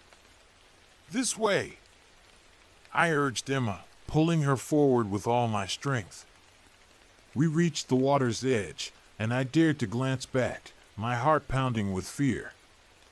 In that heartbeat, I saw him, Gabriel, standing at the tree line, his eyes glowing with the fire of 1,000 tormented souls. He gestured with a long, bony finger, and I felt a wave of despair wash over me, threatening to pull me under. I couldn't let him win. Without hesitating, we plunged into the icy water, the current pulling us downstream with a force that felt almost supernatural. I fought against it, dragging Emma along as we swam, the chilling sensation snapping me back to reality. We needed to keep moving, to stay ahead of whatever darkness pursued us. The darkness closed in around us, but we were determined to escape. We surfaced, breathless and shivering, and continued to fight our way through the murky water, the sounds of the camp fading into the background, replaced by the rush of the current and our frantic breaths. Just when I thought we might be free, a voice echoed behind us, tantalizing and cruel, cutting through the night like a knife. You cannot escape what you are. They will always be drawn back to the darkness. I took Emma's hand tightly, pulling her to a rise on the other side of the creek. We clambered out, our bodies cold and shaken, but we kept going, the path ahead still uncertain and fraught with danger. I could feel the weight of impending doom pressing down on us, like a shadow following our every step, waiting for the moment to strike. In the distance, I spotted the dim glow of a cabin. It seemed like a beacon, a place where we could find safety and perhaps a chance to regroup. There! I pointed, my voice hoarse from exertion and fear. Every step felt eternal as we rushed toward the cabin, the door creaking open as we stumbled inside, collapsing against the wall, panting and terrified. But the moment felt fleeting.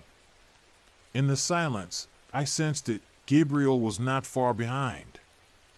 The door creaked open slowly, and panic surged within me. I pulled Emma close, hoping we could find a way to barricade ourselves inside, to fortify our defenses against the nightmare that was pursuing us.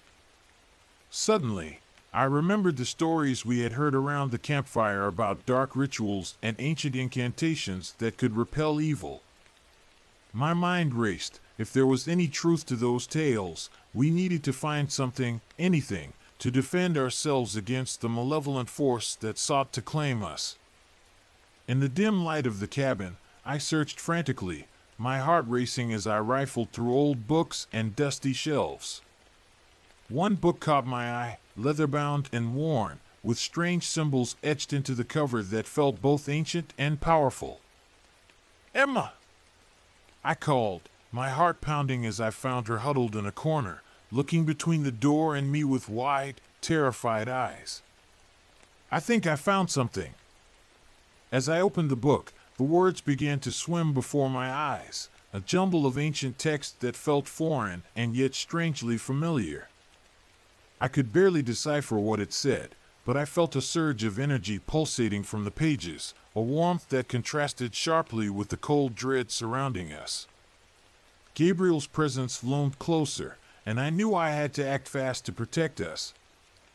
I scanned the pages for anything resembling a protective incantation, my heartbeat quickening as I stumbled upon a phrase that felt right, an ancient invocation, meant to summon light against encroaching shadows and darkness. "Stay close!" I shouted to Emma, my voice steadying as I took a deep breath, trying to project confidence in the face of overwhelming fear. I turned toward the door, the darkness pressing against me like a living entity, and spoke the words with all the conviction I could muster, pouring my soul into the incantation. The air shimmered, and a bright light erupted from the book, flooding the cabin with a brilliance that pushed back the darkness. I could see Gabriel's expression shift to one of rage, his form warping as the light clashed violently with shadows that sought to engulf us. And oh, he screamed, an otherworldly sound that seemed to shake the very foundations of the cabin, reverberating through the walls and into my bones. As the light intensified, I felt hope surge through me, burning brighter than any fear. I glanced back at Emma, whose eyes shone with determination, reflecting the brilliance around us. We were not alone in this fight. The memories of every laugh, every moment shared with our friends anchored us against the encroaching darkness, reminding us of what we were fighting for. Together! I shouted, raising the book higher, channeling everything we had into this light that pulsed with energy. The cabin vibrated with power, illuminating every crack and crevice as Gabriel's form writhed against the brilliance, his laughter turning into cries of despair that echoed through the night. With a final, deafening roar, the light enveloped him, casting him back into the shadows from whence he came, banishing the darkness that sought to claim us. And just like that, the oppressive weight of fear lifted, leaving us breathless and free. We stood there, panting heavily, the cabin silent around us. The oppressive weight had vanished, leaving only the echo of our racing hearts and the fading remnants of terror. I collapsed to the ground, exhausted but liberated, and Emma knelt beside me, a shaky smile breaking across her face, a glimmer of hope shining in her eyes. "Is it over?" she whispered, hope lingering in her voice like a fragile flower in the wind. I nodded slowly, my heart still racing from the adrenaline and the fear that had gripped me moments before. "I think so. For now," I replied, the weight of the experience settling in. We took a moment gathered in silence, the magnitude of what we had faced sinking in like a stone in still water. The forest beyond the cabin was dark, but it no longer felt threatening. I could hear the distant sound of laughter and chatter, a reminder that life continued beyond this harrowing experience, that we had survived against all odds.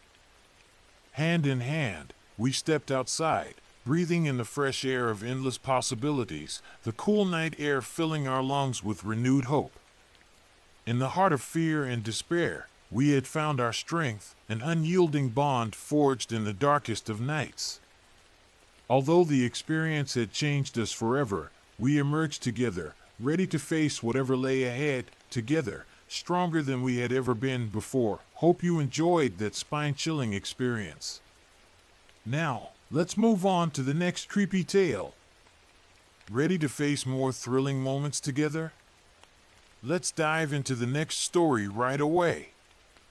I had always prided myself on my ability to navigate the murky waters of human nature, to understand the complexities that lie beneath the surface. As a seasoned detective, I had seen my fair share of darkness intruding into the lives of innocents, but nothing could prepare me for the case that lay ahead. It began on a damp autumn morning when the air was thick with moisture, and I received a call that would lead me into the depths of a mystery that had long been buried, like a hidden relic from the past, waiting to be unearthed. The victim was a young woman, no more than 25, whose life had been extinguished far too soon and far too brutally. Her body was discovered in the dreary basement of an abandoned church on the outskirts of town, a place that once might have been filled with laughter and hope, but was now a hollow shell. The moment I stepped into that desolate sanctuary, an overwhelming sense of the weight of its history pressed down on me like a heavy shroud. The air was thick with a musty odor, a pungent reminder of neglect, and the dim light barely illuminated the crumbling walls that were adorned with faded murals, each brushstroke telling stories of a bygone era, of prayers whispered and faith once vibrant. As I approached the body, the sight was haunting and almost surreal. She lay there on the cold, unforgiving stone floor, her long hair splayed around her like a dark halo of despair. But it was the marks on her neck that captured my attention, two distinct impressions, like bruises, as if someone had gripped her tightly in a moment of desperation, fury, or perhaps even fear. My instincts kicked in immediately, igniting a fire of determination within me, as I began to piece together the fragments of her final moments, which felt like scattered puzzle pieces begging to be assembled. I examined the area around her meticulously, searching for any clues that might shed light on her tragic fate. My eyes were drawn to a silver cross, charred and twisted, lying a few feet away from her lifeless form. It seemed so completely out of place in this desolate setting, a relic of faith now forever marred by the darkness that had unfolded here, a perverse irony in what should have been a sanctified space. I picked it up gingerly, feeling the cold metal bite against my skin, and noticed something etched into the wall behind where she had been found. Scratched hastily and with urgency, the letters formed a single word that sent a shiver down my spine: redemption. What could it possibly mean? I felt a knot tighten in my stomach as I contemplated the dire implications of that word scrawled in such a frantic manner. I had learned over the years that symbols often held the key to understanding the motives that lurk behind a crime, the psychology of the perpetrator. The cross, the word, were they connected in some nefarious way? I couldn't shake the unsettling feeling that I was on the verge of uncovering something significant, something that could either lead me to the truth or deeper into a web of deceit. As I delved deeper into the investigation, I discovered that the young woman, whose name was Emily, had been a local artist known for her vibrant paintings, which breathed life into the gray, drab streets of our town. Her art had once brought joy and inspiration to many, but as I spoke with her friends and family, a different and darker picture began to emerge. They described her as someone who had recently become withdrawn, haunted by shadows that seemed to follow her everywhere, unwanted ghosts from her past. It was as if she had been fighting her own demons, perhaps those from within and outside, and I couldn't help but wonder if those demons had finally caught up with her. Days turned into nights as I scoured through Emily's life, piecing together fragments of her story, like an archaeologist digging for truth buried beneath layers of despair. I learned that she had been involved with a group of individuals who dabbled in the occult, those who sought answers to questions that were often better left unasked. My gut told me that this was no mere coincidence. The cross, the word on the wall, these were not just random artifacts. They were breadcrumbs leading me down a dark and twisted path. Each new revelation felt like a step further into a chilling narrative that had begun decades before. With resolve, I returned to the church, determined to find more answers and to uncover the layers of mystery that clung to the place like a fog. The atmosphere was even more oppressive than before, thickening around me as if the very walls were closing in with a malevolent intent. I set up my recording device, hoping to capture any sounds or whispers that might reveal the truth lying dormant in the darkness. As I moved through the shadows, I felt an inexplicable presence, a sensation that I was not alone in this forsaken space, as if eyes unseen were observing my every move. I wandered deeper into the basement, the flickering light of my flashlight casting eerie shadows on the walls, creating an unsettling dance of shapes that felt alive. Suddenly, I stumbled upon a hidden door, partially concealed by debris, as if it had been intentionally forgotten. My heart raced with both fear and excitement as I pushed it open, revealing a narrow staircase that descended further into the darkness, deeper than I had anticipated. With each hesitant step down, I felt a mix of dread and anticipation, knowing that whatever lay ahead could change everything. The air grew colder as I reached the bottom, chilling me to the bone, and I found myself in a small chamber filled with remnants of rituals long forgotten, artifacts of despair and sorrow that had left their marks. Candles, dried herbs, and strange symbols adorned the walls, echoing with secrets yearning to be uncovered. In the center of the room stood an altar, and my breath caught in my throat as I realized what it was, a place where lives had been sacrificed in the name of something sinister, a grisly honor to forgotten forces. It was surreal, and for a moment I felt the weight of those who had come before. I recorded my thoughts, my voice trembling as I spoke into the device, trying to remain professional even as fear crept in. This is David, back in the church. I've discovered a hidden chamber, and it feels like a shrine to something dark. I need to document everything, in case I don't make it out of here. The last words were heavy on my tongue, a grim reminder that I was walking a line that few would tread. As I turned to leave, feeling the urgency of my situation, a sudden chill enveloped me like a thick fog. I felt a presence behind me, a whisper that seemed to echo through the chamber, chilling me to the core. "Help me!" The voice was faint and eerie, but it pierced through the silence, sending an icy jolt of fear down my spine.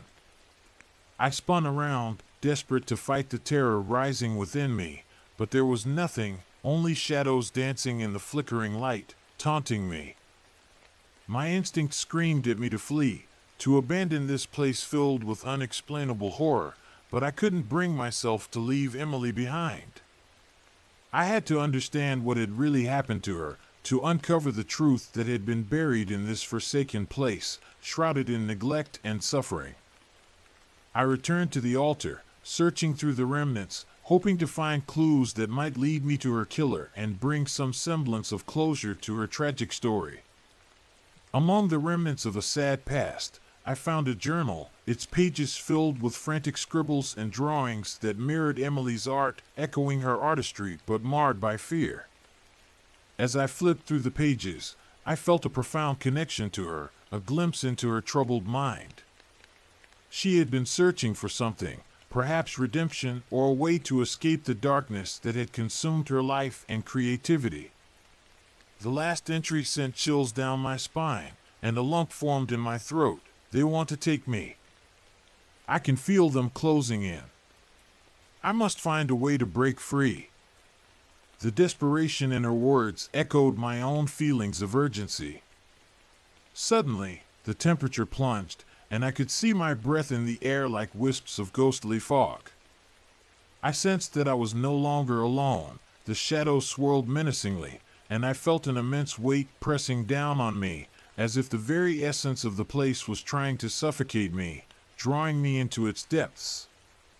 Panic surged through me, but I fought to stay focused, reminding myself that I had to get out, to share what I had found, to give a voice to Emily's plight. I hurried back up the staircase, my heart pounding in my chest like a war drum. As I reached the top, a loud crash echoed through the church, causing me to jump, startled. I turned to see the door I had entered through slam shut with a deafening bang, trapping me inside the oppressive silence. I was engulfed in darkness, the only flicker of light coming from the trembling candle on the altar, casting an eerie glow around the enclosed space. "Emily?" I called out, my voice trembling as it broke through the suffocating silence. "Is that you?" But there was no response, only the relentless sound of my own heartbeat echoing in the stillness, a reminder of my isolation in this haunted edifice. I felt a surge of determination rise within me, fueling the fire against the dread that threatened to overwhelm me. I wouldn't let fear control me, not now, not after coming so far. I had to confront whatever malevolent force resided in this place, to shine a light in the deepest shadows. I returned to the altar, clutching the journal tightly, the weight of its pages heavy with emotion. "If you're here, show yourself!" I shouted, my voice resonating through the chamber in a bold declaration against the darkness. The air crackled with energy, with a charged intensity that made the hairs on my arms stand on end. For a moment, I felt a presence, an overwhelming rush of emotions that were not my own. Fear, sadness, desperation. It was as if Emily's spirit was reaching out to me, begging for release from the pain that bound her. I closed my eyes, focusing on her pain, her longing for peace and freedom, a desire that transcended the boundaries of life and death. "Emily, I promise I'll find you," I whispered, my voice barely audible as I uttered vows into the void. "I won't let your story end here, not in this shadowed chamber." The shadows began to swirl around me, and I felt a warmth enveloping my heart, igniting a spark of hope within me. In that moment, I understood that I was not just a detective in pursuit of a case. I was a vessel for her truth, the conduit through which her story would be told. With newfound resolve, I opened my eyes, taking a deep breath to steady my racing heart. I would expose the darkness that had taken her life and unravel the web of deceit that had ensnared her. I would bring her story to light, ensuring that her voice would never be silenced. I understood that this was not just about finding a murderer, it was about honoring Emily's spirit and the memories of those like her who had suffered unseen. As I made my way back to the entrance, the door creaked open, revealing the outside world bathed in the soft glow of dawn. I stepped into the light, feeling a sense of clarity wash over me, chased away the remnants of fear and despair that had threatened to engulf me. The shadows of the church lingered behind me, but I knew with certainty that I had emerged stronger and more resolute than before, a warrior for the truth. In the days that followed, I dedicated myself wholeheartedly to uncovering the truth that had eluded me, interviewing those who had been close to Emily, piecing together the fragments of her life, much like a puzzle that had been scattered across time and memory. I discovered that her involvement with the occult had drawn her into a dangerous web of manipulation and betrayal, ensnaring her as she sought answers to questions that ultimately led to her demise. The group she had trusted, a circle of supposed friends, had turned on her, seeking to use her talent for their own gain, leading her to despair. With each revelation, I felt a sense of urgency grow like a tide threatening to overtake me. I had to confront those responsible for her death, to bring them to justice, to ensure that her life had not been lost in vain. The investigation culminated in a confrontation that shook the very foundations of our town, shaking loose lies that had been buried for far too long. As I stood in the courtroom, the weight of Emily's story hung heavy in the air around me. Her presence felt like a palpable force, as if she were standing at my side, guiding me through the darkness I had promised to expose. In the end, justice prevailed, but it was bittersweet. The shadows that had haunted Emily's life were now exposed for all to see, but the scars remained, etched into the fabric of our community. I vowed to honor her memory, to keep her spirit alive through my work, and to advocate for those who could not speak for themselves. The church, once a place of despair and pain, had become a symbol of resilience, a stark reminder that even in the darkest corners of existence, light could still break through, illuminating paths once thought lost. As I walked away from the courthouse, the weight of my resolve solidified each step. Emily's story would not be forgotten. I would weave her tale into my own, allowing it to propel me forward in my quest for justice. I would continue to fight for those who could not fight for themselves, to seek the truth in a world that often preferred to look away from the uncomfortable realities that lurk beneath the surface. The shadows may linger, but I would stand as a beacon of hope, a voice for the voiceless. And in that moment, surrounded by the dawn that signaled new beginnings, I knew that I had found my own redemption. I had gone into the depths of darkness and emerged transformed, forged by the experiences of fear and resolve. I would carry Emily's spirit with me, a guiding light as I ventured into the future, forever changed by a case that had opened my eyes to both the fragility and resilience of the human spirit. Hope you enjoyed that spine-chilling experience. Now, let's move on to the next creepy tale. Ready to face more thrilling moments together? Let's dive into the next story right away. Hope you enjoyed that spine-chilling experience. Now, let's move on to the next creepy tale. Ready to face more thrilling moments together? Let's dive into the next story right away. I had often heard the tales whispered among the villagers, tales of witches who roamed the woods, lurking in the shadows, and seeking out the fearful. These stories were passed down through generations, each telling more chilling than the last, warning us to be cautious and aware of our surroundings.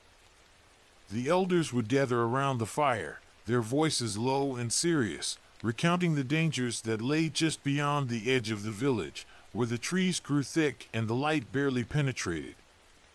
It was said that if you ever encountered one of these witches, you shouldn't run, for they had an uncanny ability to sense your fear, and that fear would only make them more powerful. Yet, despite all the warnings and the chilling anecdotes, I found myself completely unprepared for the chilling reality of that fateful day when I unexpectedly came face to face with her. It was a crisp autumn afternoon, the air heavy with the scent of fallen leaves, decay, and the unmistakable hint of impending winter. The sky was a brilliant blue, dotted with wispy clouds that seemed to dance in the gentle breeze.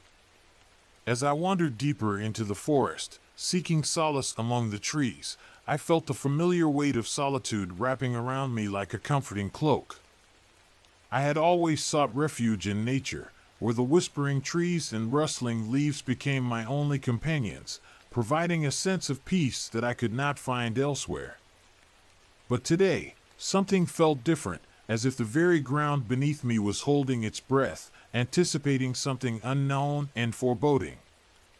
Suddenly, the atmosphere shifted dramatically, as if a storm was brewing just beyond my sight. The vibrant colors of the forest dulled, as if a veil of gray had been drawn over the landscape, and an unsettling silence enveloped me, pressing in like a physical force, heavy and oppressive. It was in that eerie stillness that I saw her, a figure cloaked in shadows, standing among the tangled branches like a specter emerging from a nightmare. Her eyes gleamed like polished obsidian, dark and mesmerizing, and an aura of power surrounded her, making the air crackle with electricity. A witch, just as the old stories had warned, a living embodiment of the fears that had haunted my childhood. Despite the primal urge to flee, to turn and run as fast as I could, my instinct screaming at me to escape, I recalled the words I'd heard from the elders in the village. Don't run. Don't show your fear. So, I stood there, rooted to the spot, trembling yet determined to mask my terror. The witch's gaze pierced through me, as if she was unearthing my innermost thoughts, stripping away my defenses layer by layer. My heart raced wildly, pounding in my chest like a drum, a frantic rhythm that echoed in my ears, but I forced myself to breathe deeply, to calm the chaotic storm that raged inside my mind, willing myself to remain composed. "Why do you linger here, child?" she asked, her voice a silky whisper that slithered into my ears, enticing yet menacing, each word dripping with a dark allure. It wrapped around me like a vine, threatening to ensnare my will and pull me closer. I felt the weight of her words pressing down on me, the subtle pull towards her that threatened to overwhelm my senses, drawing me into her web of manipulation. Despite every instinct urging me to speak, to plead for mercy, to beg her to let me go, I knew better. Instead, I remained silent, giving nothing away, determined to keep my thoughts and emotions hidden, to shield my very essence from her probing. "Do you not wish to know the secrets of the world?" she continued, her voice dripping with dark allure, wrapping around me like a serpent ready to strike. Visions of power, forbidden knowledge, and unimaginable wealth danced before my eyes, tempting me to reach out and grasp them, to surrender to the seductive promises she offered. But I forced myself to shake my head, resolutely denying her offer, standing firm in my convictions. I was not here for her promises, not here to barter my soul for fleeting desires that could lead to my ruin and despair. In her presence, I felt as if my very thoughts were laid bare for her to examine, scrutinized under her watchful gaze.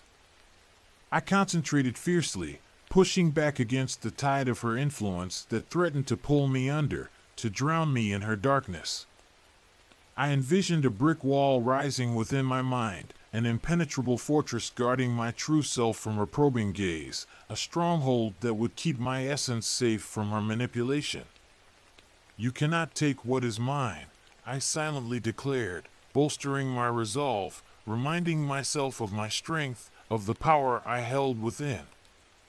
The witch chuckled softly, a sound that sent shivers down my spine, reverberating in the stillness of the forest like a chilling breeze. "So stubborn, yet so naive," she replied, tilting her head slightly, as if studying an intriguing specimen, a curious expression crossing her features. "You think you can hide from me? From the truth?"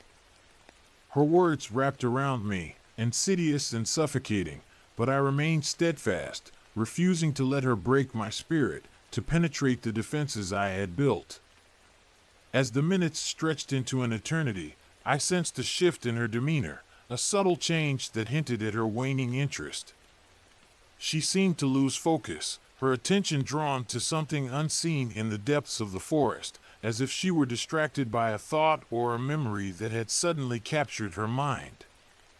I seized the moment, my heart pounding in my chest, a wild rhythm that urged me to act. I didn't turn to look back or check her movements, I just knew I had to escape. I slipped away quietly, the crunch of leaves underfoot drowned by the growing distance between us, each step taking me further from her grasp, from her dark influence. With every step, I felt the remnants of her power receding, like a tide pulling back from the shore, leaving only the calm of the sea behind. I didn't dare stop until I reached a clearing bathed in sunlight, a stark contrast to the darkness I had just escaped. The warmth of the sun felt like a blessing, a shield against the chill that lingered in my bones, wrapping me in its golden embrace. I had avoided the witch this time, but I was left with a haunting realization. She would always be able to find me if I allowed fear to take root in my heart, if I ever let my guard down and succumbed to the shadows. Days turned into weeks, yet the encounter lingered in my mind like a ghost that refused to be exorcised, haunting my thoughts and dreams. I tried to resume my normal life, to shake off the lingering dread that clung to me like a second skin, but I was haunted by the notion of what she could have done to me, what she still could do if I let my defenses slip. Each sound in the forest, each rustle of leaves, echoed with her voice, the silky tones still tickling my consciousness in the quiet moments of the night, reminding me of the danger that lurked in the shadows. I knew I had to protect myself further. I began to research tales of witches, gathering stories from the village elders, anything I could find to fortify my understanding and prepare myself for a potential second encounter. The more I learned, the more equipped I felt to face the darkness that threatened to engulf me. I discovered that witches conspired in whispers, feeding on the fear of others and weaving their magic through manipulation and deceit, drawing strength from the terror they instilled in their victims. I read about symbols of protection and learned to create my own amulets, charms infused with intent to guard my essence from those who sought to claim it. Each new piece of knowledge was like armor, reinforcing my resolve and bolstering my spirit, empowering me to stand firm against the encroaching shadows. But as fate would have it, my efforts could not shield me from the unpredictability of life. One evening, while gathering herbs at the edge of the forest, I found myself lost in thought, crafting plans for my next protection charm, my mind racing with possibilities and strategies. That smoke and mirrors world of hers loomed at the back of my mind, and I could feel it beckoning me, urging me to look back over my shoulder just once, to see if she was truly gone, if I had truly escaped her grasp.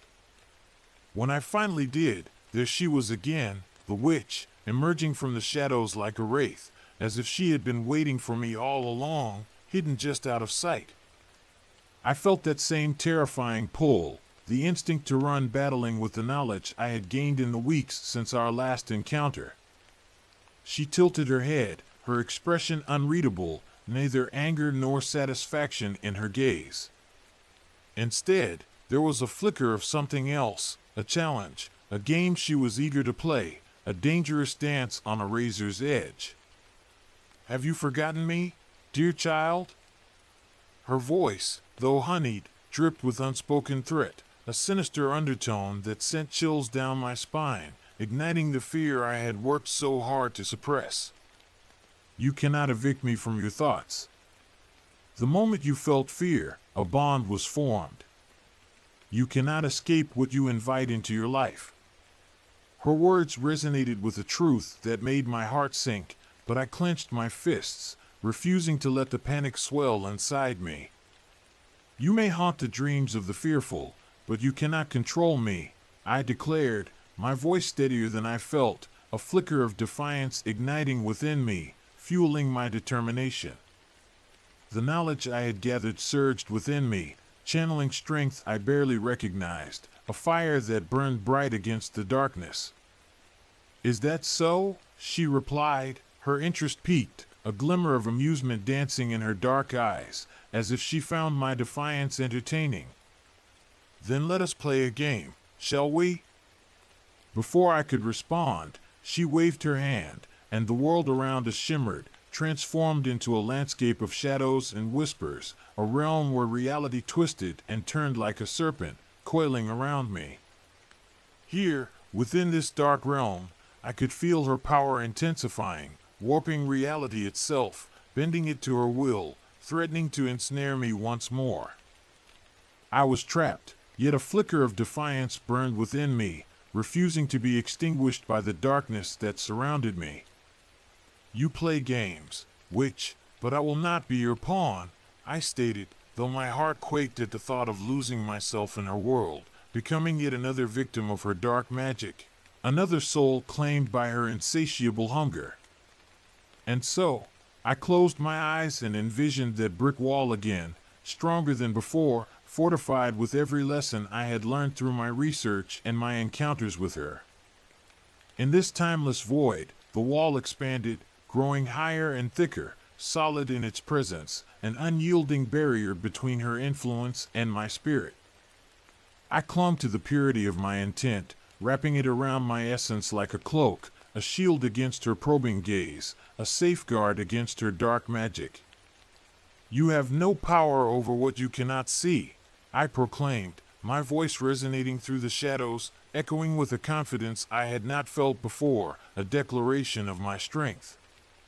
For a moment, there was silence, a pause that stretched into infinity, as if the universe itself held its breath, waiting for the outcome of this confrontation.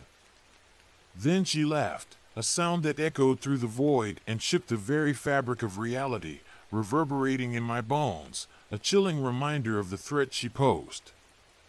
"You think you can hide from me forever? There will always be new children, new souls to replace you, should you falter," she taunted, her voice dripping with malice, a sinister promise that sent a shiver down my spine.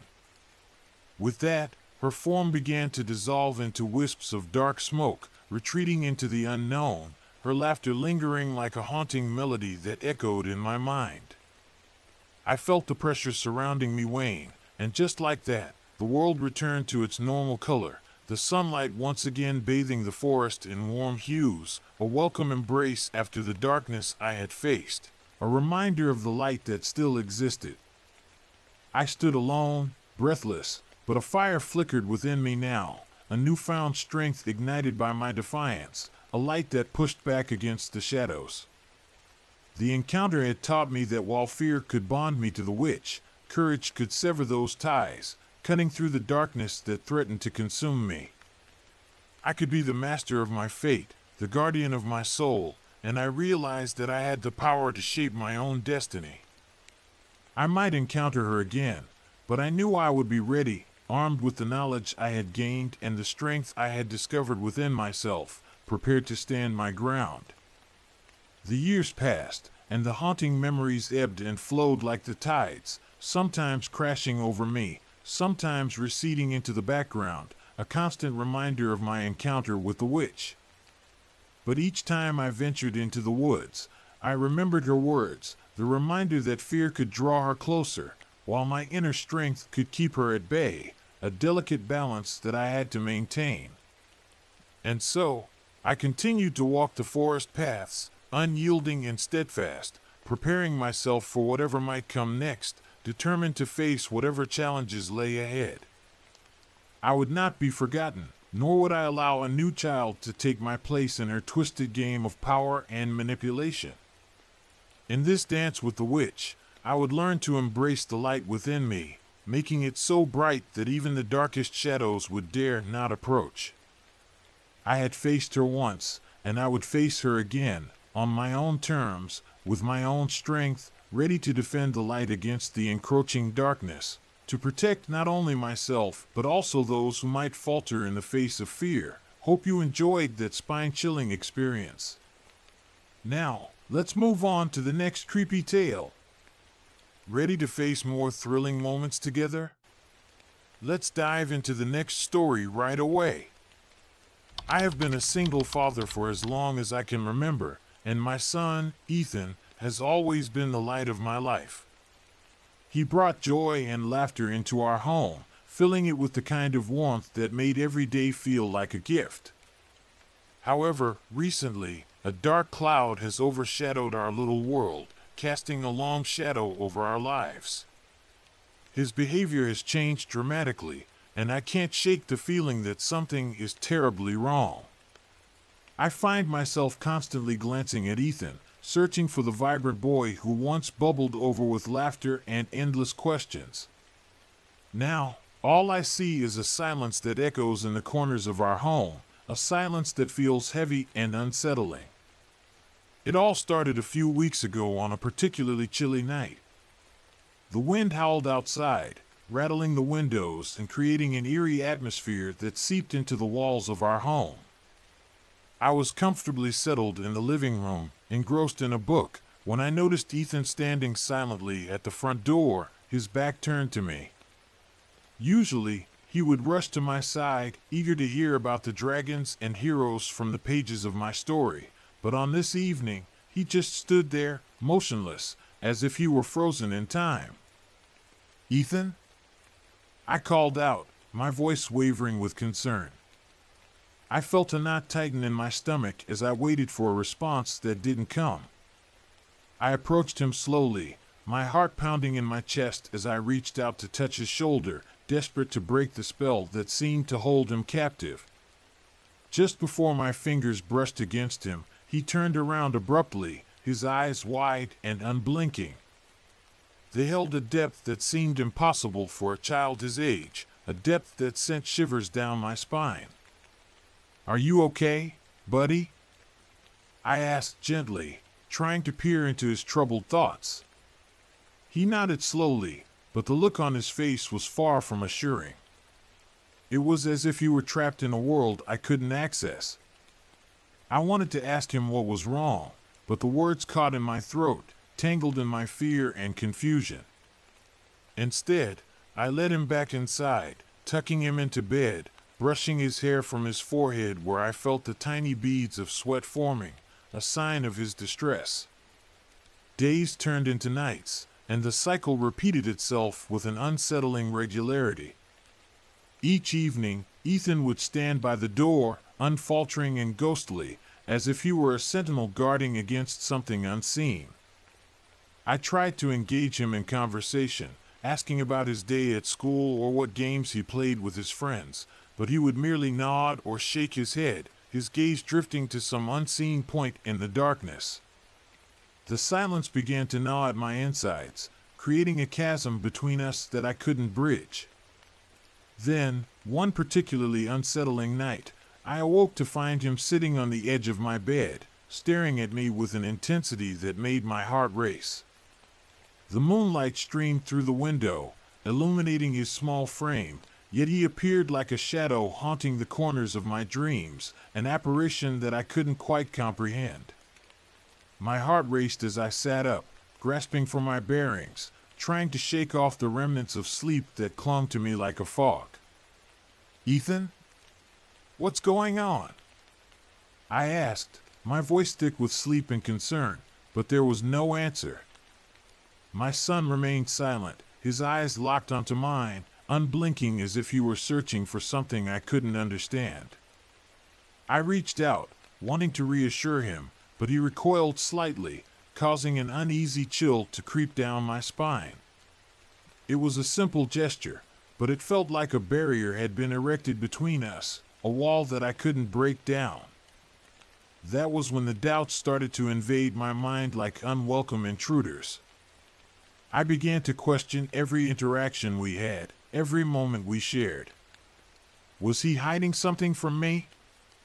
Surely, children often have secrets, but his behavior felt so heavy, as though he was carrying the weight of the world on his small shoulders. I found myself worrying about his mother, who had passed away a few years back. Did Ethan know something about her that I didn't? The thought sent a wave of dread crashing over me, and I felt helpless, unable to reach him. I couldn't shake the feeling that there was a connection between his newfound silence and the ghost of memories that lingered in our home, memories that were both precious and painful. I tried to talk to him about his mother, about how she used to sing him lullabies and read him stories, hoping to coax a response from him, to hear his voice again, even if it were just a few words. But instead, all I got was silence, a deafening silence that echoed in my heart. Each night, as my anxiety mounted, I began to wonder if perhaps Ethan was experiencing the supernatural. Was he communicating with spirits? The notion seemed irrational, but the longer the silence stretched, the more plausible it became. I found myself tiptoeing around our home, speaking softly, as if the very air around me was fragile, as if raising my voice might shatter the delicate balance we were trying to maintain. One evening, as I was preparing dinner, I noticed Ethan standing in the doorway once again, but this time he wasn't alone. A faint shadow flitted behind him, barely visible but undeniably present. My breath caught in my throat as I dropped the spoon from my hand, the clatter surprising Ethan out of his trance. He blinked a few times, as though waking up from a deep sleep, and I felt a surge of panic wash over me. "Did you see that?" I asked, my voice barely above a whisper, but Ethan merely shook his head and stepped back into the kitchen, his expression vacant and distant. I wanted to yell, to shake him and force him to tell me what he was hiding, yet all I could do was watch as he returned to his usual place at the table, staring blankly at his unfinished homework, lost in a world of his own. Days bled into one another, and the silence grew thicker, more oppressive, wrapping around us like a suffocating blanket. There were moments when I believed I could hear whispers just at the edges of my hearing, like a far-off lullaby or the gentle hum of a lull. I started talking to the shadows, too, pretending they were old friends visiting me in my time of need. The kitchen became a sanctuary of sorts. I filled the silence with the clattering of plates and the bubbling of pots, trying to drown out my fears with the mundane sounds of daily life. But as much as I tried to stay grounded, things escalated beyond what I could manage. One night, I couldn't sleep. The air felt heavy, oppressive, as if it were infused with an unshakable tension. I crept into Ethan's room, half expecting to find him lost in his dreams, but instead, he was sitting up, staring at the wall with an intensity that made my heart twist painfully in my chest. "Ethan, sweetheart, you need to talk to me," I urged gently, sitting beside him on the edge of the bed. "Whatever it is, we can face it together." I hoped my words would break through the silence that had enveloped him. He turned to me, and for the first time in weeks, I saw a flicker of something in his eyes, a spark of recognition, perhaps. But before I could hold on to it, he blinked again, and the light vanished as quickly as it had appeared, leaving only the shadows behind. "Daddy, I see her," he finally murmured, breaking the silence that had become so familiar. The words hung in the air, charged with tension, and my pulse quickened at the revelation. "Who do you see, Ethan?" My voice shook slightly, grasping for control over my racing heart, desperate to understand what he was experiencing. "The lady in the window," he replied softly, pointing to the curtain that fluttered slightly in the night breeze. "She comes at night, when you're sleeping." Fear coursed through my veins as I questioned the nature of his visions. What did he mean by the lady? Was it his mother? The thought both terrified and comforted me, creating a whirlwind of emotions within me. "Ethan, what does she say?" I pressed, desperate to understand the connection he had with this mysterious figure. but he simply shrugged, a forlorn expression crossing his face. "I don't know," she said. "I think she wants to go home." The revelation struck me like a bolt of lightning, illuminating the darkness that had settled over us. Was my son somehow in tune with the remnants of the past? Unraveling before me was a truth I wasn't prepared to face. For days, I had fought the encroaching shadows, but now it felt as though I was grappling with something far more profound, something that challenged my understanding of reality. I decided to confront the silence head-on, to face the darkness that had invaded our lives. "Ethan, let's talk to her together," I proposed in a firm yet reassuring tone. "Maybe she needs our help." His eyes widened with a combination of fear and intrigue, and after a moment's hesitation, he nodded, a flicker of hope igniting within me. That night, we set ourselves up in the living room, surrounded by candles and an assortment of stuffed animals that had once brought him comfort. With each flickering flame, I felt a newfound determination surge within me to pierce the veil of silence that had entrapped us for far too long. As the hours passed, I instructed Ethan to speak to the shadows. I encouraged him to ask questions, to convey messages, to express anything that would bridge the gap between our world and the ethereal.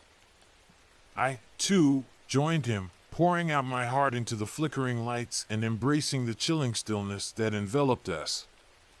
It felt like a ritual, a way to reclaim our voices from the clutches of fear. With each breath, I felt the air shift, a palpable energy weaving through the room, wrapping around us like a protective cocoon. The shadows danced, and suddenly, I heard it, the softest whisper carried on the breeze, brushing against my skin like a caress, a promise of understanding. "Let her go," it murmured, echoing the sentiment that had been haunting us both, a plea that resonated deep within my soul.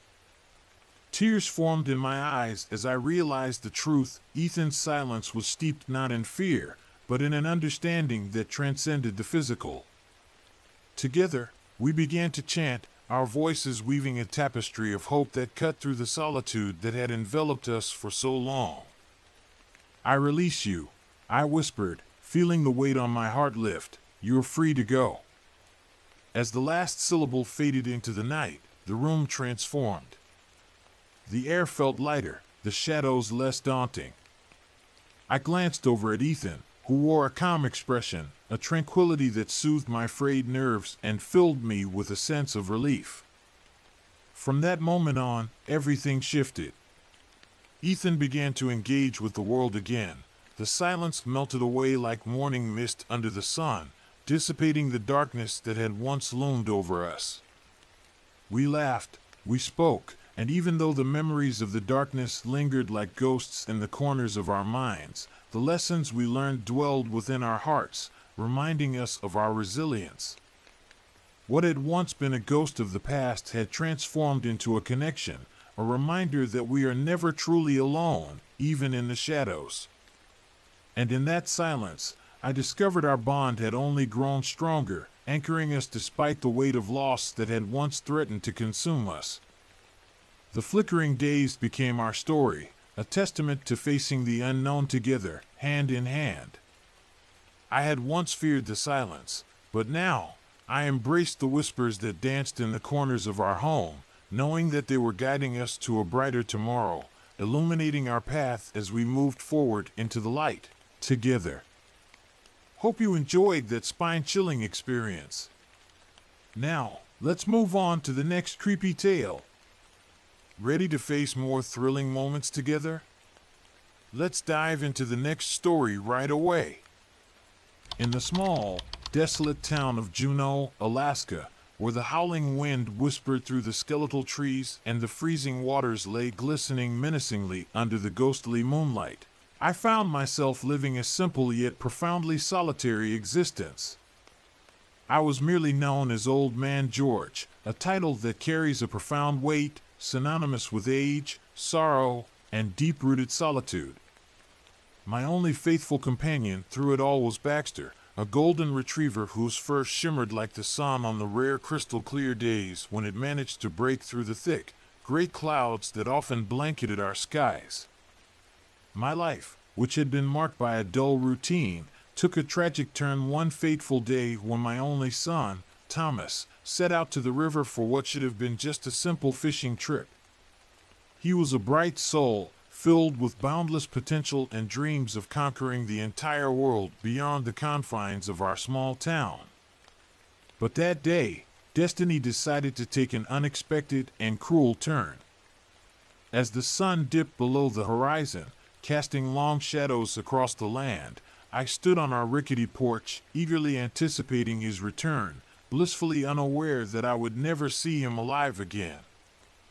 As the hours crept by, stretching into what felt like an eternity, the shadows grew long and twisted around me like wraiths.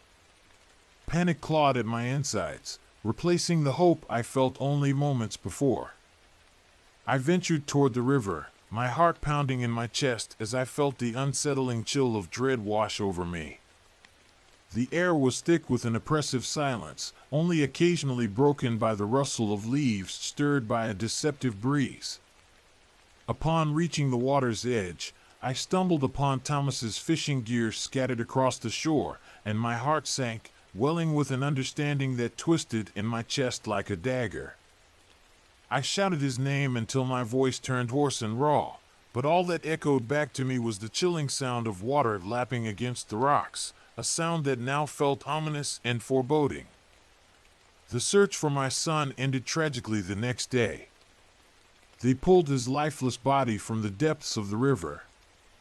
The smiling face I had nurtured and watched grow into a promising young man was now a haunting reminder of loss. All that remained was the shell of a boy who could have become so much more, taken too soon. It was at that moment that I began to hear the whispers. The townsfolk spoke in hushed tones about a creature in the waters, an ancient beast supposedly known to lure souls to drown them in its depths. They called it the Water Shroud, a name that sent chills racing down my spine as the implications of such a thing began to settle in my mind. I refused to accept that Thomas's death was simply an accident. I couldn't bear the thought that my beloved boy was taken from me by mere misfortune. With each passing hour, I became consumed by rage, a deep-seated anger that ignited a fire within me that was both terrifying and invigorating. The townsfolk offered their condolences and attempted to edge me toward acceptance, but none could grasp the relentless hunger for vengeance that blossomed steadily in my heart, fueling me as entirely as the air I breathed. With Baxter by my side, my faithful companion who never abandoned me, we began preparing for what would become a hunt for the entity that had taken my son. It was a misty night when we finally set out, one that felt pregnant with tension as the fog rolled thickly over the water. Each step we took toward the river felt like a descent into madness, my sanity slowly slipping away with every fleeting moment that passed. I commandeered an old boat that had seen better days, the warm wood creaking under our weight as we embarked on this perilous journey. As the night enveloped us, there was a growing sense of calm that washed over me, unearthing a determination buried deep within the grief.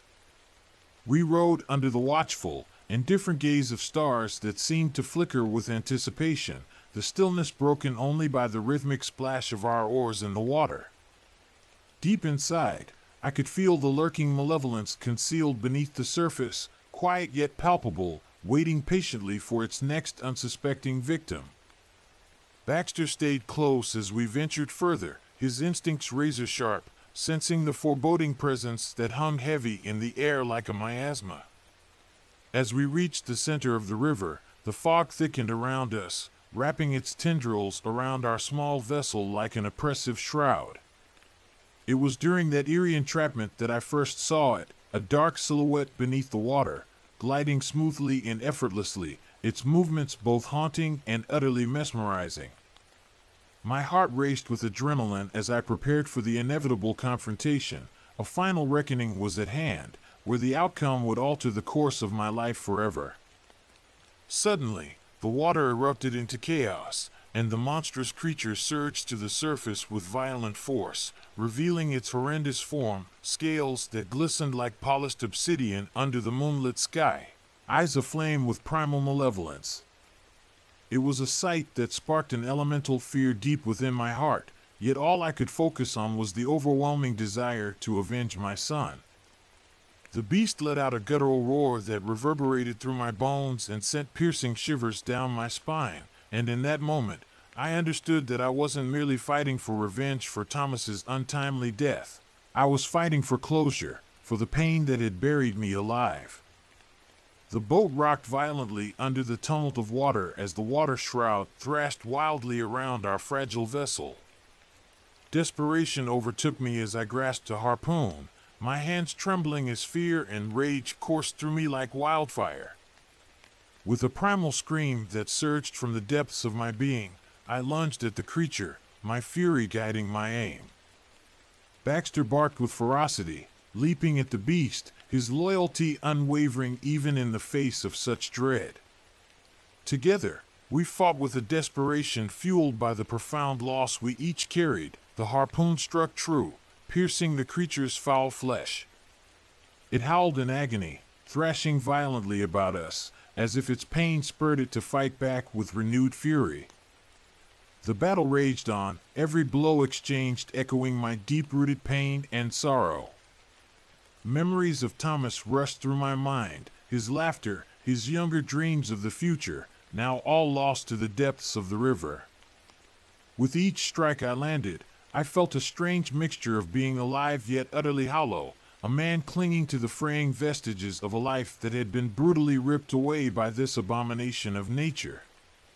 The struggle turned into a chaotic dance, a tumultuous blend of man, dog, and monster engaged in a deadly waltz. Finally, after what felt like an eternity rife with agony and fury, I managed to land a fateful blow. The creature let out one last horrific roar, a haunting sound that resonated with the grief of countless souls it had claimed over the ages, before it sank back into the abyss, a dark shadow extinguished, never to haunt us again.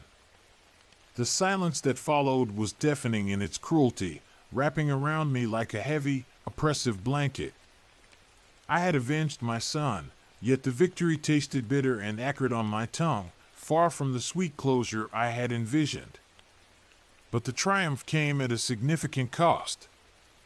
Amid the chaos of our battle, I had sustained grievous wounds that now throbbed inexorably, sapping the strength from my weary frame.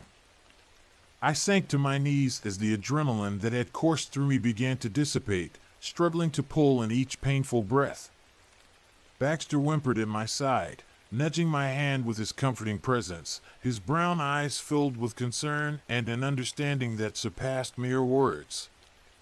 I could feel the warmth of my own blood seeping through my clothes, a harrowing reminder of the violent confrontation we'd just survived, while the weight of exhaustion pulled me further into the depths of darkness. As I lay there, staring up at the twinkling starry sky overhead, I realized that my relentless quest for vengeance had come full circle.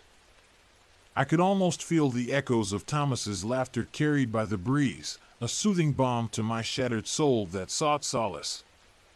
The darkness was not merely in the waters that had claimed too many lives, it was rooted deep within me, and I had fought it with every ounce of my being, desperately trying to satiate the anguish gnawing at my spirit. In my final moments, I thought of Baxter, my steadfast companion who had braved the storm alongside me, silently supporting me through all the tumult. I whispered words of love to him, my breath shaky and fading, the words escaping like fragile wisps of smoke carried off by the wind. As my vision blurred, the stars above began to appear like mere pinpricks of light, and in that moment of surrender, I finally felt a profound peace settle within me. The burden I had carried for so long had been lifted from my weary shoulders, and as my breath began to fade into silence, I hoped and prayed that Baxter would find solace in the memories we had forged together in life. When the quiet finally enveloped me and I awoke once more, the boat swayed gently in the whispers of the tide as dawn broke hesitantly over the horizon. but there was no triumphant song to greet me, only the hollow, chilling emptiness where my beloved Baxter should have been. It was a cold affair, a victory that felt unbearably hollow, leaving me bereft and utterly alone. I reached out, expecting to stroke my loyal companion's fur, but found nothing but the empty boat, drifting aimlessly and unfeeling in the morning light. Days crawled by in an agonizing haze until I was finally found by the locals who ventured out to search for us. They spoke in hushed, reverent tones, their gazes filled with pity as they dragged me back to shore, the weight of grief hanging heavily in the air. They discovered Baxter, lying motionless by the boat, unwilling to leave my side even in death. The loyal friend who bravely fought against the darkness with me had mourned not just my son, but also my very soul, and in that heartbreakingly poignant moment, I finally realized that I was not truly alone in my suffering. The echoes of our bond lingered like a bittersweet melody, but the price of my revenge had proven to be far too steep and devastating. As I stood by the river's edge, gazing solemnly into the swirling depths below, I began to understand that both vengeance and loss were inseparably intertwined parts of a greater cycle that bound our existence. The monster may have been vanquished, but the scars it left behind were etched unforgettably deep within my heart. The waters would continue to flow, bearing with them the memories of those lost and the unwavering loyalty of a companion whose bond with me even death could not sever. In the profound silence of that moment, I vowed to honor both Thomas and Baxter, two souls forever intertwined in a tale of love, loss, and unyielding loyalty that had transcended even the fiercest of storms. Though we may never genuinely escape the shadows of our past, through those we love, we find the strength to face another dawn.